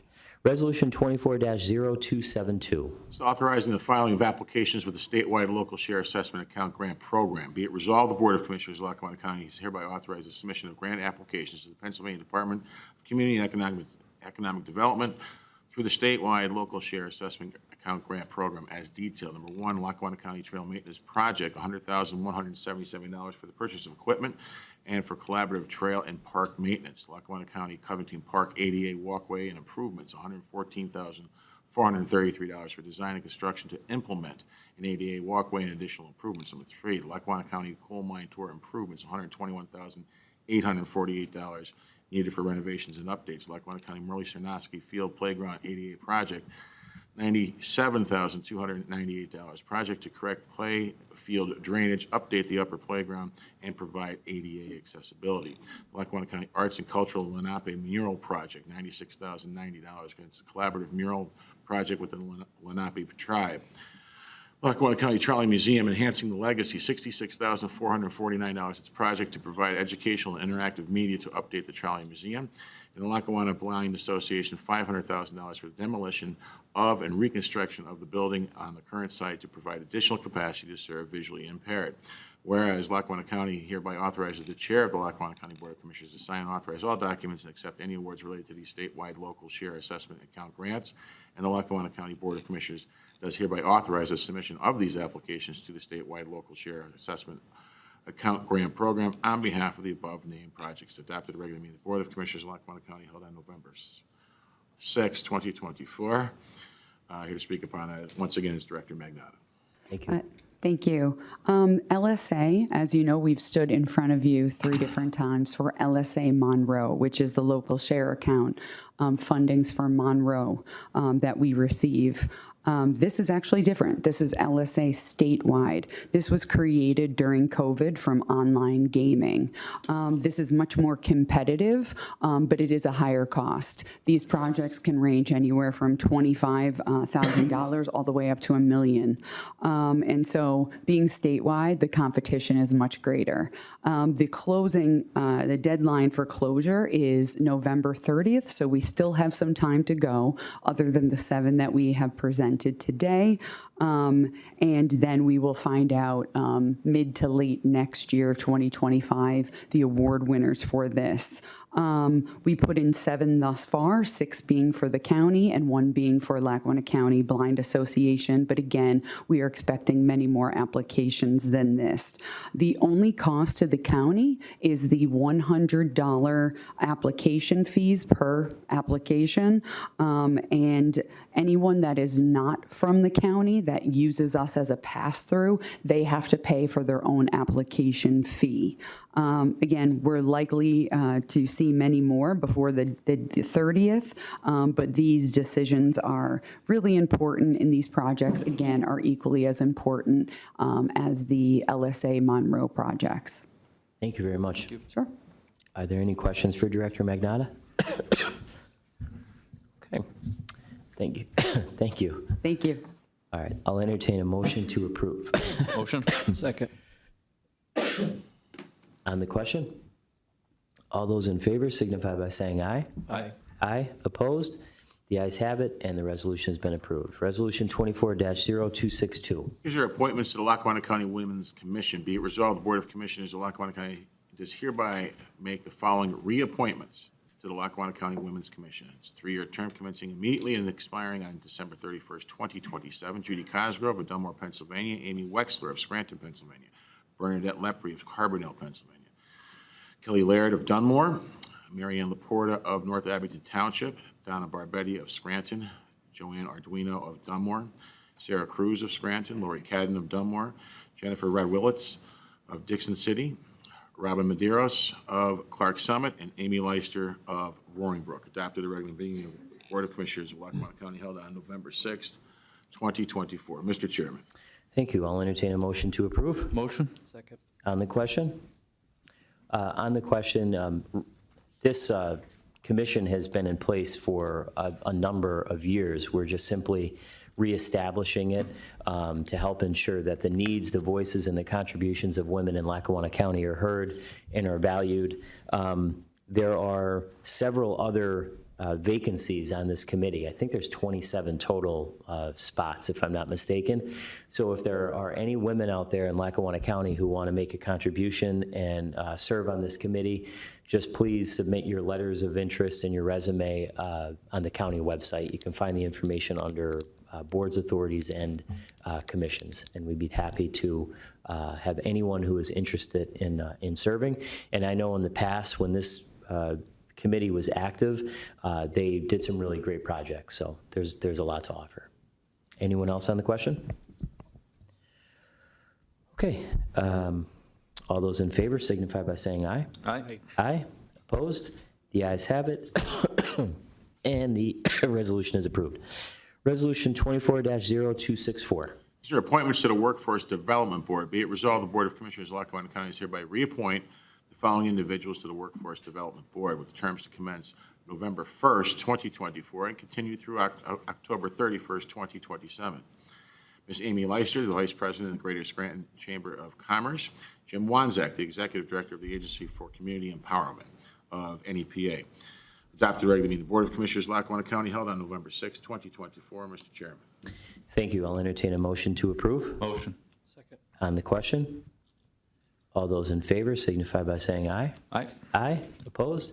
The ayes have it, and the resolution is approved. Resolution 24-0263. This is an appointment to the Disability Action Committee. Be it resolved, the Board of Commissioners of Lackawanna County is hereby make the following appointment to the Lackawanna County Disability Action Committee. Ms. Nicole Backman of Scranton, Pennsylvania, to fill the unexpired term and commence immediately and expire on December 31st, 2025. Adopted regular meeting of the Board of Commissioners of Lackawanna County held on November 6, 2024. Mr. Chairman. Thank you. I'll entertain a motion to approve. Motion? Second. On the question? All those in favor signify by saying aye. Aye. Aye. Opposed? The ayes have it, and the resolution has been approved. Opportunity for the public to address the board.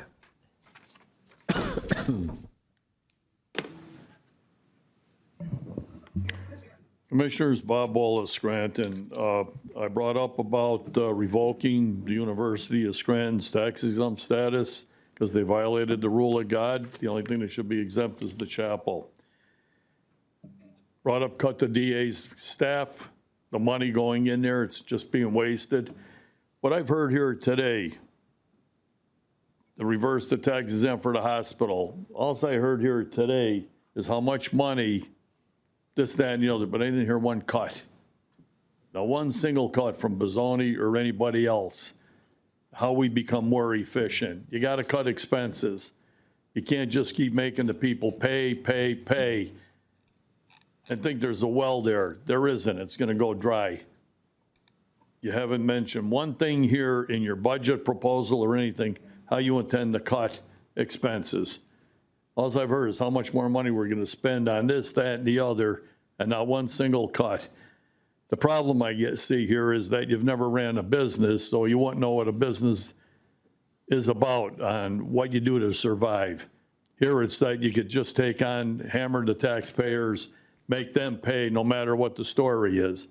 Well, as our learned solicitor quoted before, during this year when it was raised, there are numerous flaws to this budget right now, and legally, they can be challenged. Legally, no ifs, ands, or buts. Even though it's been adjudicated once before, there's always another doorway into it. And that doorway is open right now. I think this budget should have been tabled, reevaluated intelligently and practically. It has not been done that way.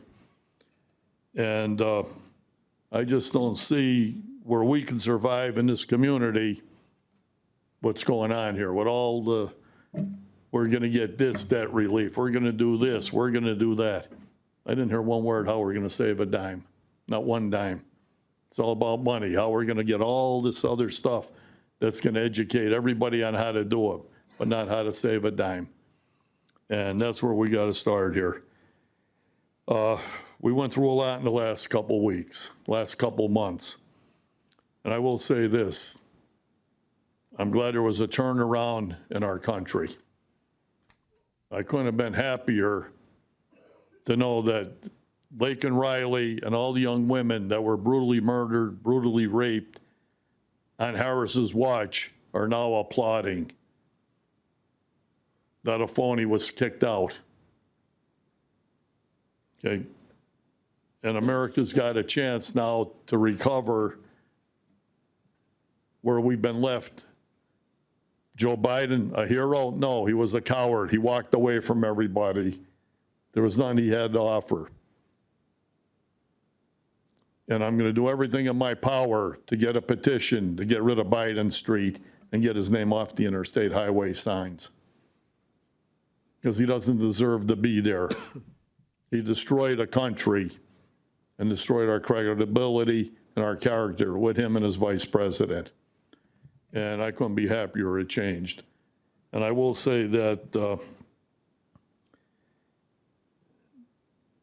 we need to make the difference that we're going here, but I will say this very clearly, and I'm going to direct this, Mr. Gahan, Mr. McGloin, Gary or others, and to the mayor.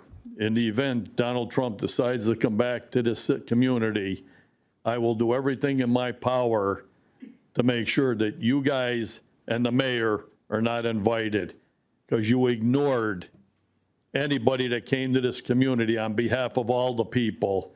You just wanted to play a political game and ignored it.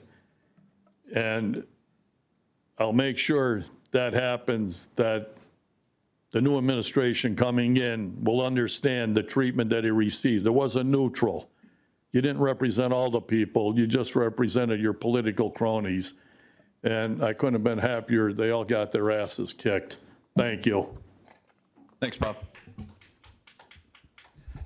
Commissioner, just one thing. Bob, with regard to the tax exempts, the county assessment office is currently working with the city of Scranton in doing a comprehensive review of all the tax exempts in the city of Scranton. So that may result in some findings.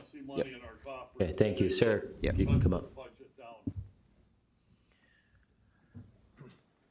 First off, again, Carlin Priate, I just wanted to respond to Commissioner Gaughan's invoking my name when we had a meeting with the CFO. Yes, responsible commission, county activity should have been increasing taxes, at least to the rate of inflation, about 3 or 4% over the last 4 years.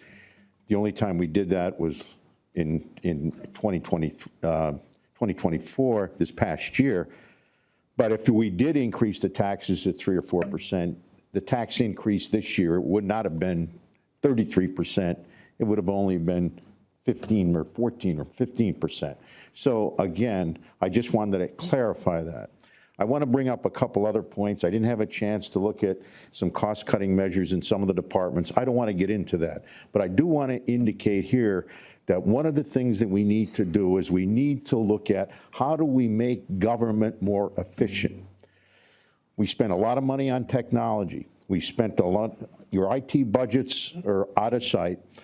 Why don't we look at consolidation of row offices? Oh, it's in the charter. I know that, but we should look at the charter. Consolidation of row offices, just like every other counties there, where you go to one office, you pay your taxes, you file your wills, And we don't need all of the different row offices. And we'd have to go to various different locations. We don't need that. It's all on computer. You go right up to the window just like in any other counties. And what are you doing? You're filing a will? Okay, here. Oh, you're paying your taxes? Okay, you go right on the computer. That's what happens. We don't need all of these separate departments going to separate different locations. The other question is, why do we need 10 district justices? 10. We probably could get away with 6. Okay, how much are we saving? But it's the way the county looks at doing business. How do we doing business more efficiently? Prison. We spent $34 million on the prison. Well, wait a minute. And I know it's a big expense and there's overtime and share this, that, and the other. But should we look at privatization? Privatization of the prison. I don't know if it works, but we should have that studied. Or maybe privatization of the management. I don't know. Maybe we can save money. As I mentioned earlier, we have contracts of $25 million for contracted services. It doesn't get bid. But do we need all those contracted services, or should we bid them? I love the resolutions that were passed by about the funding, the general funding, and quite candidly, I have a list of best practices that the county should follow in terms of looking at its finances. You had a resolution today of approving accounts payable. Well, wait a minute. You know what? Why don't we have a list of what's the bank balances? What's the cash in the bank balances? What is the aging of our accounts payable? How much money have we collected? We should be getting regular reports from the treasurer's office and from some of the key department heads. I mentioned about delinquent taxes. Why don't we get reports from delinquent taxes on a regular basis, a quarterly basis? We need to have information. The county needs to be more transparent, which will help with the bond rating. But if everything is in secret, and you could tell all you want, and you say, well, wait a minute, if somebody wants to know, they can knock on the door. Well, these are open public meetings. The public has a right to know what's going on. Who's paying? Who do we owe money to?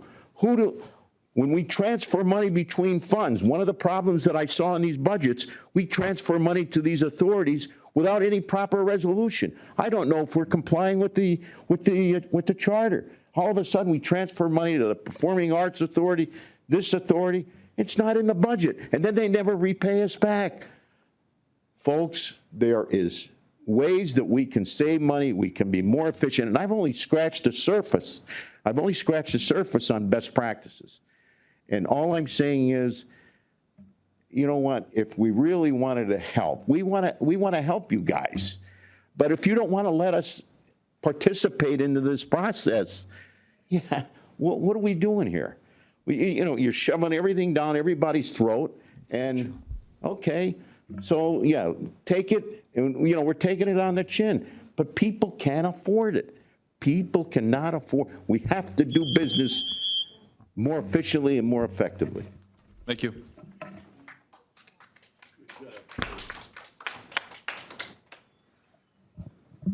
Tom Coyne, just have a few comments to round it up. I understand there's a reluctance to use the Recovery Act. I understand that you consider it a one-time payment.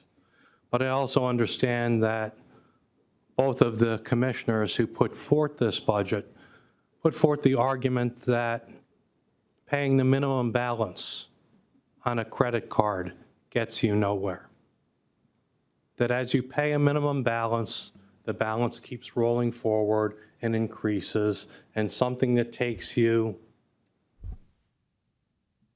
5 years now takes you 20 years because that interest continually accruing. In the same principle, if you have a credit card balance of $8,000 and you get $2,000 from the IRS and it's a one-time payment, it's not unreasonable to take that $2,000 and apply at least some of it to that credit card debt to stop the rolling debt moving forward. I'm not saying taking everything from the Recovery Act funds.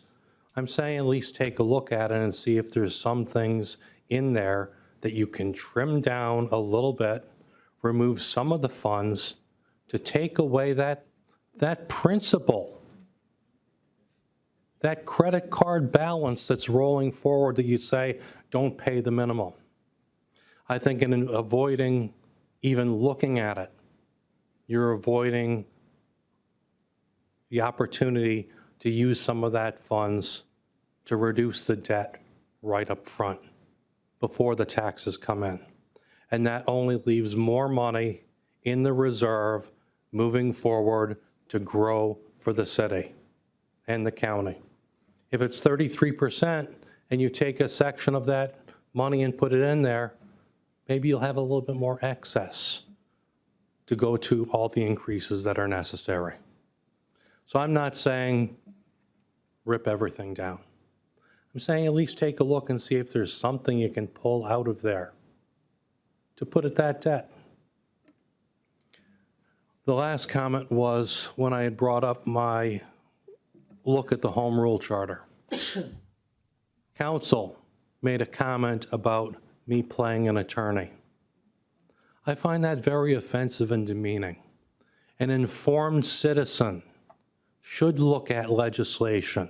I may not have access to LexisNexis and be able to take a look at all the legal proceedings and be aware of them.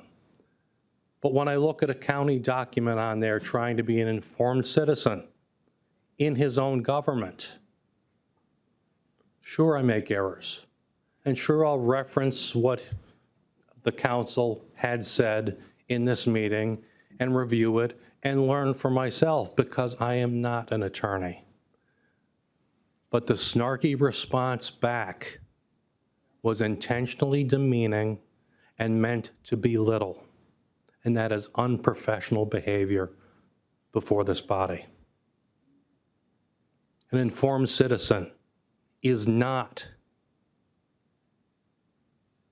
what we should be abusing as our government.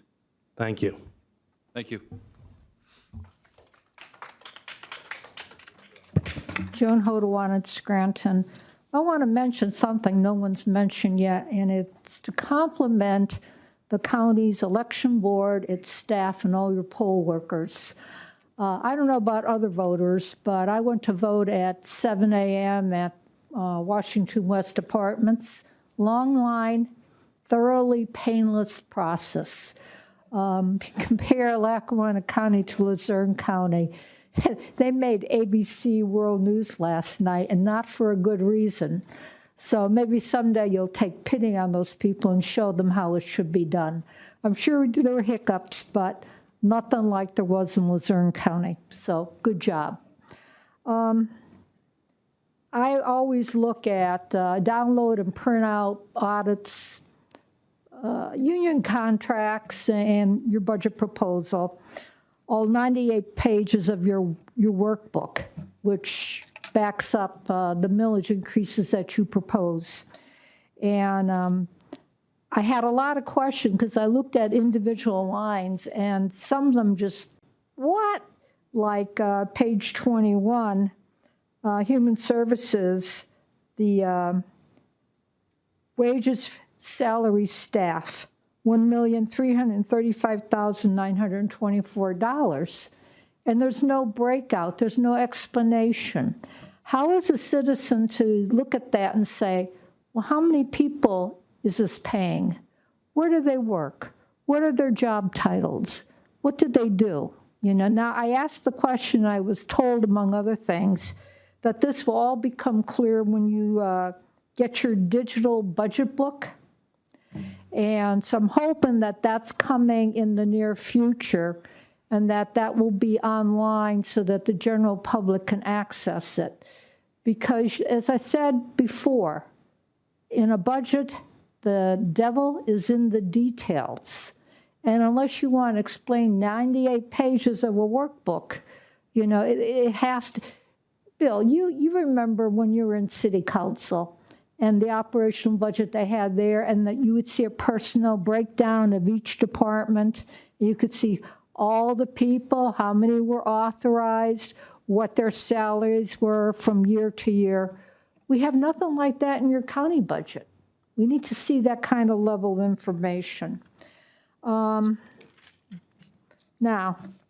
last week there were 2 articles in the paper about healthcare costs. One was expect higher costs next year for your healthcare benefits. And even though this was not intended for governments, it applies basically to everybody. And the other one on November 1st, how taxpayers are helping health insurers make even bigger profits. Local governments often face extra fees when employees get out-of-network medical care, but some don't track the insurance charges or even know about them.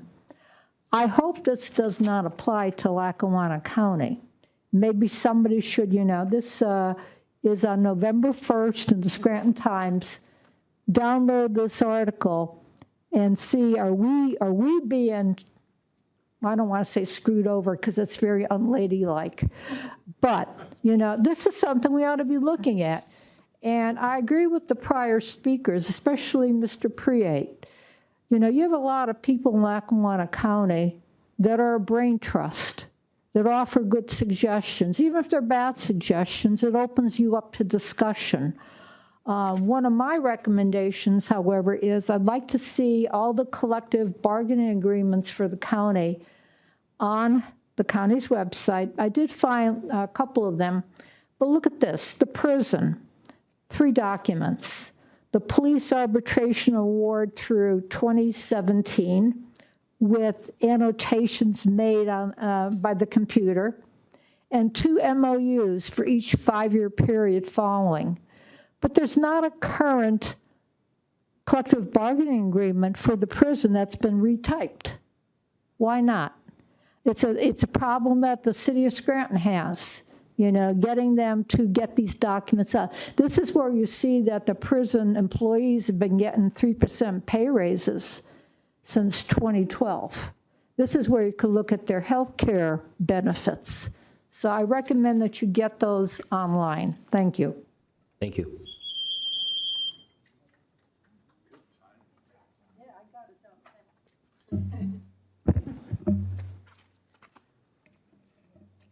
Good morning, Katrina Bauer, and I'm from Jessup. I'm here today to hopefully get some clarification considering some very important issues. Every time I've ever been up here, I've always spoken about life safety, emergency services, being prepared. I found it pretty astonishing that I read an article dated on October 24th from a Wilkes-Barre news and entity, PA homepage, stating that a Lackawanna County man was charged with rape, assault, and allegedly abuse in one of our in this building. You guys know about this? CYS has been your top priority, one of your top priorities, but I keep saying to you all, finance is fine and dandy, but you could have all the money in the world, but if you lose a life, you really can't put a price tag on somebody's life, a child's mental health from being abused. We have a provisional license. It looks like it's going to expire on November 15th for CYS, and I don't know how something like this is going to help.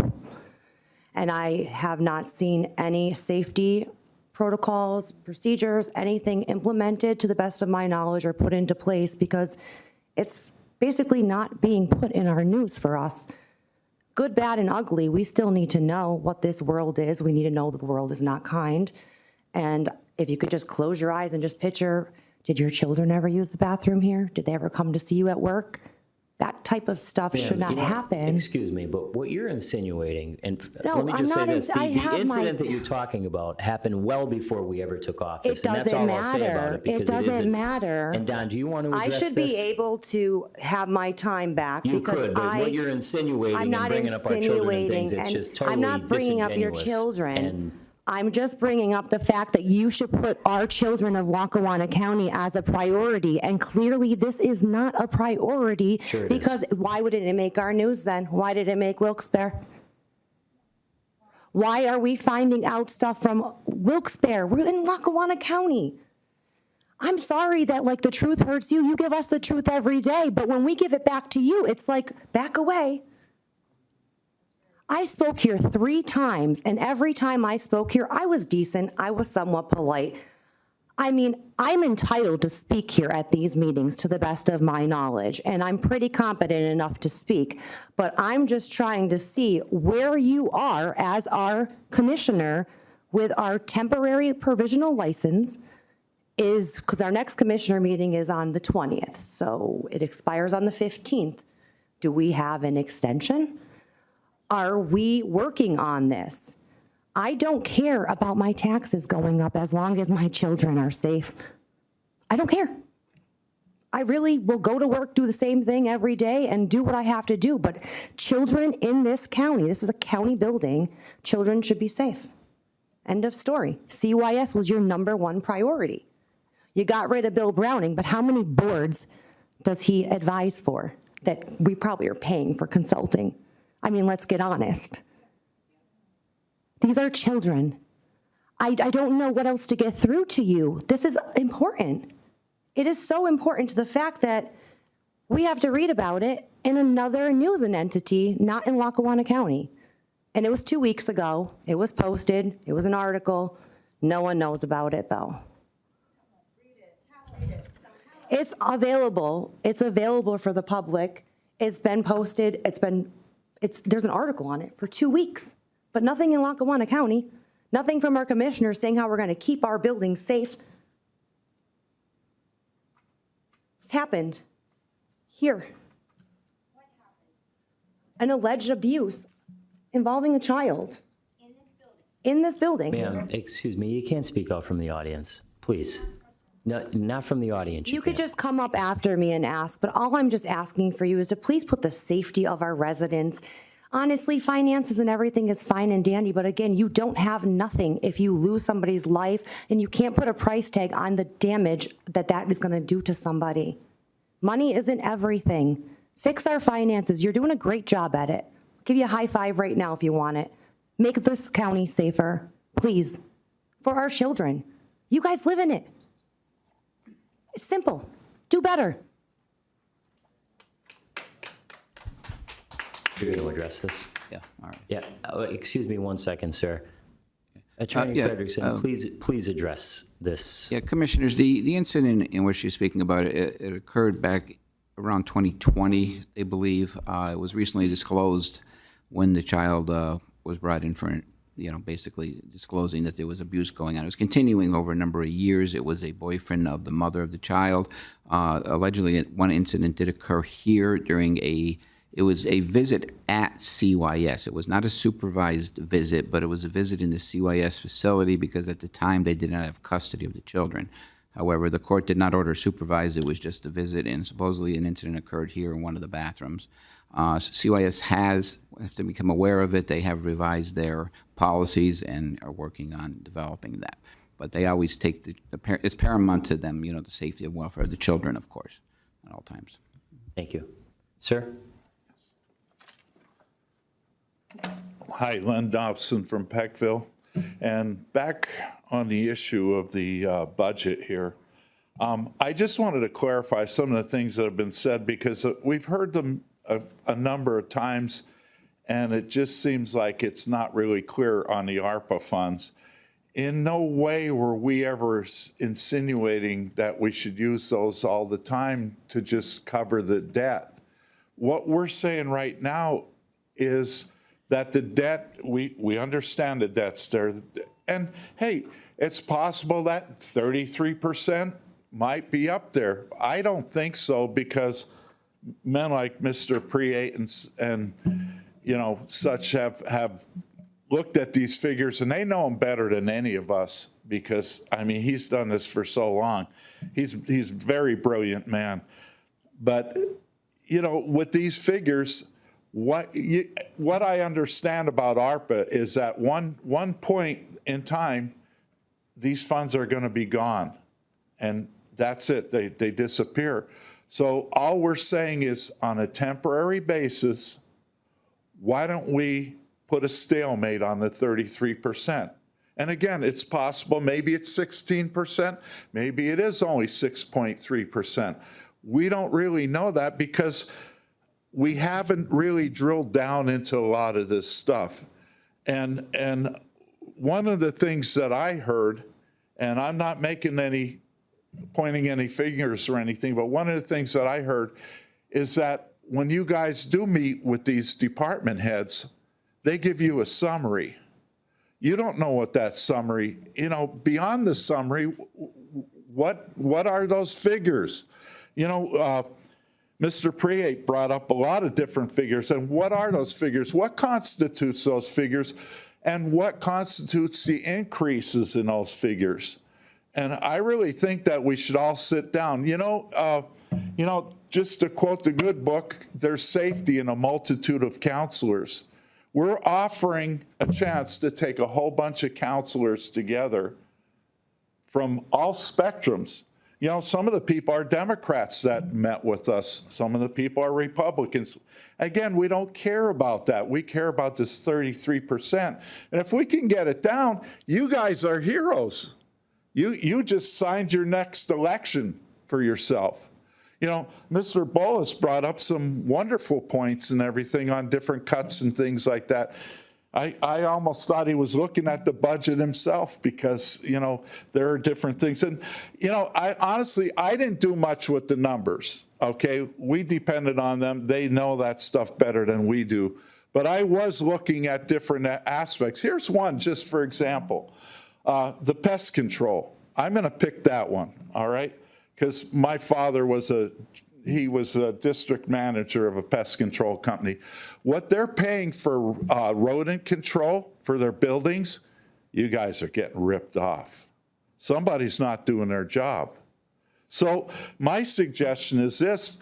What should have been done is they should have got with these department heads and said, kids, we need to do a 25% cut across boards. You tell us how we do this, and do that behind closed doors, not in front of the public or anything, because you don't want to freak out your employees and get them all worried if they're going to lose their jobs and such. Figure out which ones are viable. I mean, that's kind of what we did. That's why we put the money back in for the 3% and, the cost increase. And, that was really unfair to take and pull one group just because you can hit them and take the money from them and leave all the unions alone.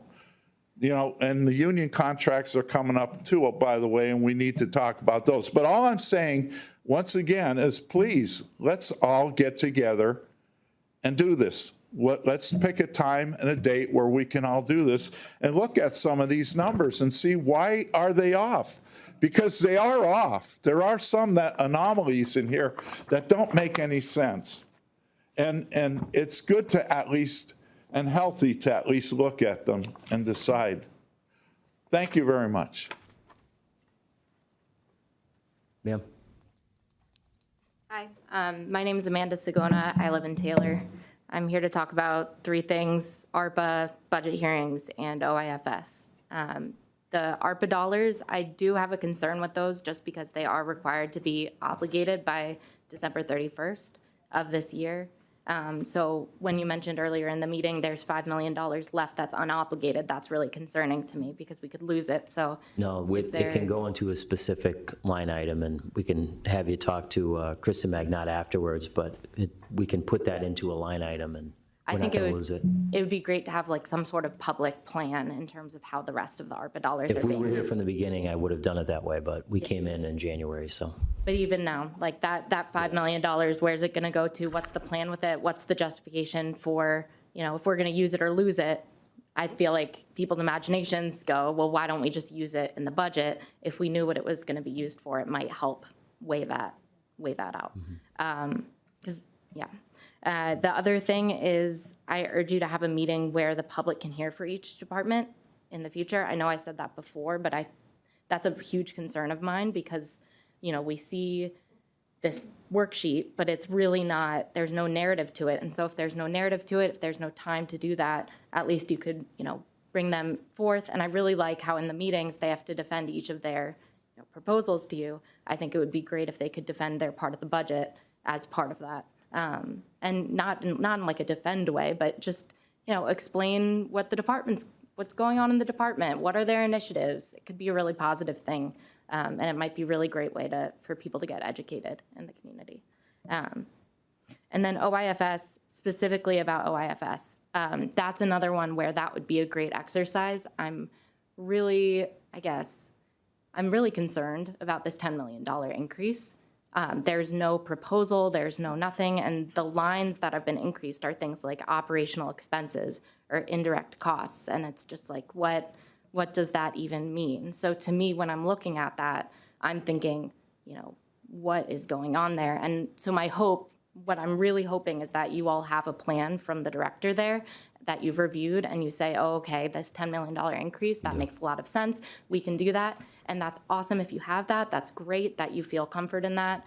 But that hasn't been transmitted to the public. There's no transparency there. So when the public's looking at a $10 million increase to a department that's failing, they don't see any plan. And without a plan, there can't be any confidence. So you can't just say, trust us, we have someone in there, she has a history of doing great things. Maybe she has a history, but where's her plan? Where's the written down explanation? So this $10 million, I haven't done the math on it, but I'm sure that's a hefty percentage of that 33% increase. And so justifying that, I think would go a long way. So those are my three things. But I think just overall, what I'm trying to say is transparency would be excellent. And I know that seems like a after the fact kind of thing. Like if we just stick our head down and make the budget and do everything right, that will be enough. But I think sometimes the appearance of doing well is almost just as important. Not for political reasons, getting reelected, whatever, don't really care about that. But in order for people to have confidence in their government, that's really important. So that's everything I had to say. Thank you. Anyone else?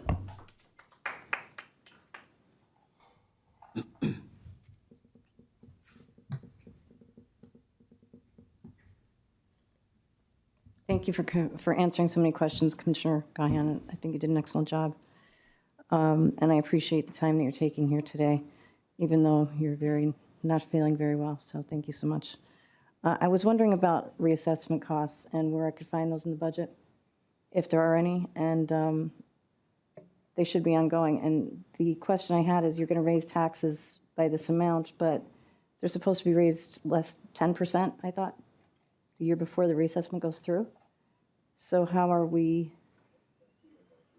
the year of? The year of. So when is reassessment's not going through next year? It'll be 2026? 2026, yes. Okay, so where would the cost be for that throughout the budget? Is that under The the assessor's cost, office on contracted services? sorry, I believe that the cost is borne out in ARPA, right? The reassessment, not in this administration, but was paid for by the previous administration using the American Rescue Plan Act funds. But it always draws funds out, though. So is Right, it so it's drawing drawn funds? down through the ARPA funds, and that should be in the economic development line item in the budget, I believe. I'm just going to write that down because I'll. Yeah. Economic development area? It should be, yeah, if I'm correct. Do we have any idea of what the costs are, Gary, or so far, or no? Well, that was the initial payment to them, but then.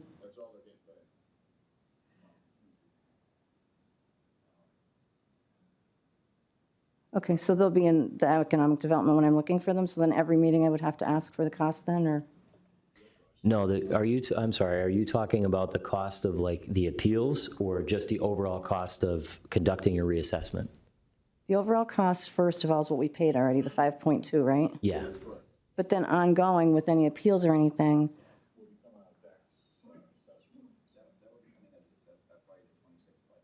That'll go in the tax assessor's office?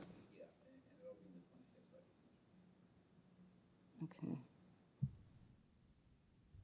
Sorry, I just want to make sure I know where it's at.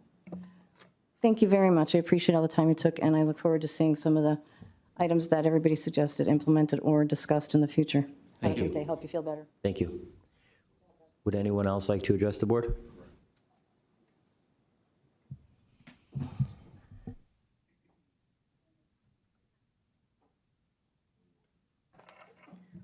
Suzanne Green, Lackawanna County, Benton Township. I did look through the budget just now as Lorraine was speaking, and I did not see that the costs are included in economic development, although there is contracted services in Planning Commission. Last year, 2024 budget amount in planning for contracted services was $893, and the actual year-to-date or I believe it's actually an estimated amount for 24 is 188, and then budgeted 609. Is that for the reassessment? Is that the contracted services for reassessment? It's not. All right, I did get a chance to, okay, so that's for something else. You can answer after. I have a couple more questions, sir. Okay. I did get a chance to take a look at the policy that you've just went through, which is for the fund balance, increasing the fund balance commitment to remain at least 12%, had previously been at 5%. The procedure for that includes, once the external auditor has reviewed the county's financial statements for the prior year and has confirmed the fund balance of the general fund, the budget director and the CFO will convey to the board the amounts and assignments of the fund balance, which will be included in the financial statement. Here's the problem. You don't have the financial statements for 2023. Those are late. Those should have been completed at least months ago.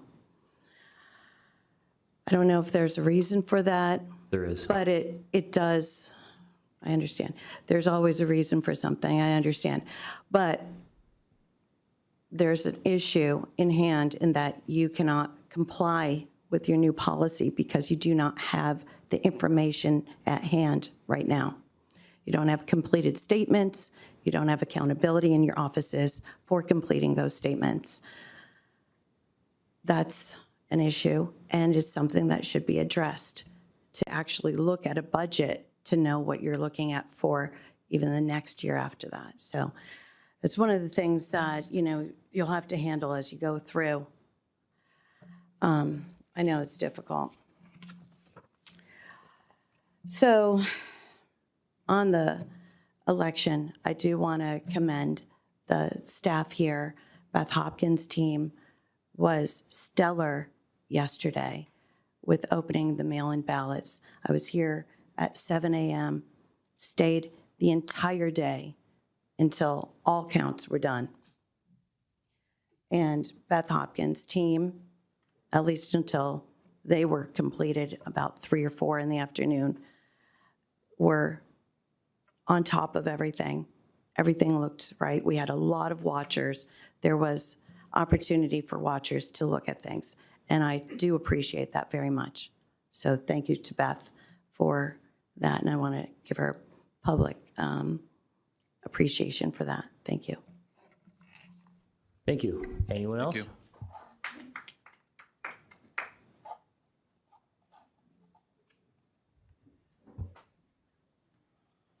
Hi there, Kara Francis. Just want to go back to the budget. We have one question. What was the actual cost of the construction for the medical building? Do we know? I don't know off the top of my head. Oh, up here, ma'am. Up here. Sorry. I don't know off the top of my head, but we can get you those figures. That'd be great. Thank you very much. So again, Kara Francis, Roaring Brook Township. Just 3 things that I'd like to maybe just mention. It's really hard for the public to actually have a prepared statement when we don't know what the actual agenda is. Today's agenda went on this morning onto the website. If there's any possibility that you could get us the agenda potentially maybe 5 days before a public meeting. Ma'am, I'm sorry. The agenda was posted on Monday. We're required to post 24 hours before the meeting. I didn't see it on there this morning. I looked. No, it was posted. It was posted Monday afternoon. We're required by law to post it 24 hours prior, and all the Right, we were off yesterday, so that's why we posted it on Monday, but this is all of the legislation in the backup, everything is on there. Everything we vote on, you can see. It's all Okay, on there. potentially the links and then everything. maybe there was a flaw in my computer, and I apologize if that's the case. But she had this.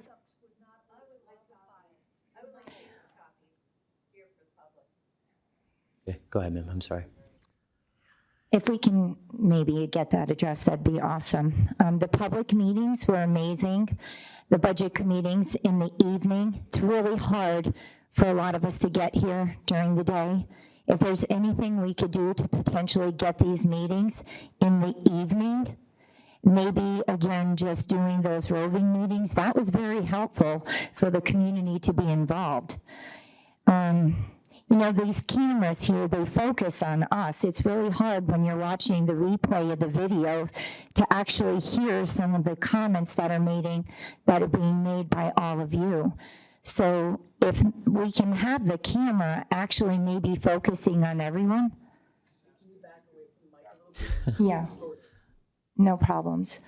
So again, you know, it's really, it's difficult for people that are watching these to actually see your responses as well.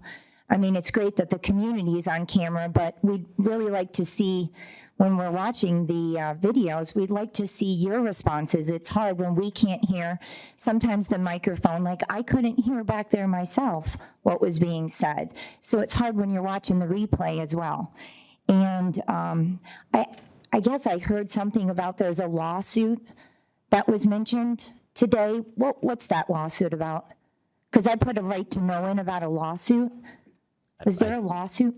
Do we have a lawsuit right now? There's lawsuits every day. I don't know what you're About the referring to. budget? No? Not that I'm aware of, no. Okay. That's fine. Thank you very much. Appreciate it. Just one other comment. They did a fantastic job with the election. Thank you very, very much. It was amazing, very smooth. Thank you. We appreciate you. Okay. Thank you. Anyone else like to address the board? Okay. Commissioner Chermak, Commissioners, other business? Well, again, I want to also thank the election department, Beth and Glenn and everybody else. It's a small but mighty team, and they did a phenomenal job. They do it every year. I don't know how they do what they do, but they do an excellent job. Again, if there's any questions, I know some of my team members are here for my finance team. If anybody has any other questions before we leave, we'll be happy to address them if possible. We'll continue working on this. I'll just add that, you know, growing up in my family business and working for my grandfather and father, they didn't accept the word can't. So can't is not in my vocabulary, except for this. I can't wait to go to the restroom, so I'm going to excuse myself right now. So thank you. Okay. Again, really quick, just want to thank Beth and voter registration for the hard work, time and dedication that they put in. What a wonderful job, and you know, without a doubt, you know, one of the best. Obviously, I think, you know, throughout our Commonwealth. Just really quick, a couple points. You know, yeah, I mean, certainly for me, trying to lower taxes was certainly a priority of mine before I entered office, and I think certainly remains one, hopefully one day. But the reality of the situation is that Commissioner Gahan and I inherited a county on the brink of collapse with a massive structural deficit. And Commissioner Gahan and I are working tirelessly every day to find solutions while still addressing the county's financial crisis. But just really quick, I'd like to acknowledge a few other priorities that our administration has fulfilled since taking office. In just a short time, Commissioner Gahan and I have made great strides in restoring integrity to local government through transparency, accountability, the creation of a new code of conduct. I think we've done a great job empowering small businesses. For example, Commissioner Gahan and I have granted 29 small business grants through the Combat Inflation Grant Program for small businesses throughout Lackawanna County, which we proudly distributed. When it comes to controlling crime, we've made great progress by partnering with the City of Scranton to develop an evidence-based community violence intervention program that focuses on preventing violence in our communities. So Commissioner Gahan and I remain committed to making Lackawanna County a better place for all, and we'll continue to lead with transparency, respect, and dedication. And just really quick, I certainly appreciate everybody's comments today. And even before, being in this position that I'm in as an elected official, I'm an American. I have a wife, I have 2 kids. I hope gas is $1. I hope eggs are 99 cents. But here at the county, difficult decisions need to be made, and they need to be made every single day. But at the end of that day, I'm still rooting for each and every one of us, the roughly 220,000 residents of the county, to succeed. Certainly, hoping as a county, as a state, and certainly as a country as well. So thank you. Thank you. Just a few things. We have talked about this budget ad nauseum over the last month. We introduced it on October 15th per the Home Rule Charter. We stood in front of the people of the county on multiple occasions in the Down Valley, Up Valley, and here in Scranton, and we explained exactly what was going on, and I really honestly believe that we gave you the truth. I just want to check through a few things today, again, just to make the point that you hear all these comments that are just not true. And there's so much misinformation that Commissioner McGloin and I did not cut anything. We have to make more cuts. We cut 90 positions out of the budget. That's almost 10% of the workforce. Prior to this, we cut the entire Department of Health. $3.5 million that Commissioner Chermak was for and advocated for, but didn't know how he was going to fund it. We cut that immediately, almost immediately upon taking office after analysis. We instituted a hiring freeze. We put a hold on all purchasing other than for public safety and important operations, essential operations. And we're finally paying bills on time in the county. Remember, we inherited an operation here in Lackawanna County where there was almost $19 million in unpaid bills. Literally dysfunctional. So we've changed that. We also, upon looking at this budget, I mentioned the 90 full-time and part-time positions across 19 departments. Healthcare was brought up today. We agree. The healthcare costs are out of control. They're rising by 9%. Next year, about $2.8 million. So what did we do? We literally took it upon ourselves, starting with us, because this has to be negotiated with the bargaining units, and we increased copays, we increased deductibles, and we're doing a number of different things with healthcare, but we started with us. We started with the commissioners and the administration and the management. We're not going to know the savings until the open enrollment period is over, but we know that they'll be significant. We cut overtime costs in the budget by $1.25 million that Commissioner Chermak is advocating to put back in the budget. So when we talk about savings, that I don't know how that makes sense. We established priority-based budgeting, which is instead of zero-based budgeting, it's a different way of doing it, and that will be a priority of ours, taking a look at the budget according to actual priorities rather than just how we've done it this way, and therefore we're going to continue to do it that way. In terms of revenue, we implemented the Cash Fest program, working with the Treasurer's Office. Other counties have implemented that, and they've seen millions of dollars in revenue. So we're hoping that that ends up panning out for next year. The pension plan is something that has come up. We're finally funding the pension plan. I could go on and on and on and on and on, but one thing I will say is that, and I've ended every budget hearing with this, we promised all of the taxpayers of Lackawanna County that we were going to tell you the truth. And we have told you the truth, and it is uncomfortable. We're not gaining any additional friends by doing it. But we told you that we were going to give it to you straight. Commissioner McGloin mentioned this earlier. We both have small families with small children. We have parents who are senior citizens, and we understand the frustration. We truly, truly do. And we've heard from all of you over the last month or so, all over the county. But the reality is, this county was driven into the ground by the previous administration, including, and coincidentally he's not here, Commissioner Chermak. Commissioner Chermak did not show up to any of the budget hearings. Zero. Put forward and I'm being as respectful as I possibly can, put forward a document and then didn't answer any questions about it, as one of the former commissioners correctly pointed out. I mean, we put forward a plan, and then we sat there, we listened to your comments, and we answered as intelligently and as educated as we could all of your questions. He put this together. I could rip this apart. I'm not going to waste everybody's time. I could rip this apart line item by line item by line item, because the numbers are literally incorrect. We talk about the budget team that he put together. I got to tell you, this is wrong. And again, I did this at the last budget hearing, and I'll just give you a quick example.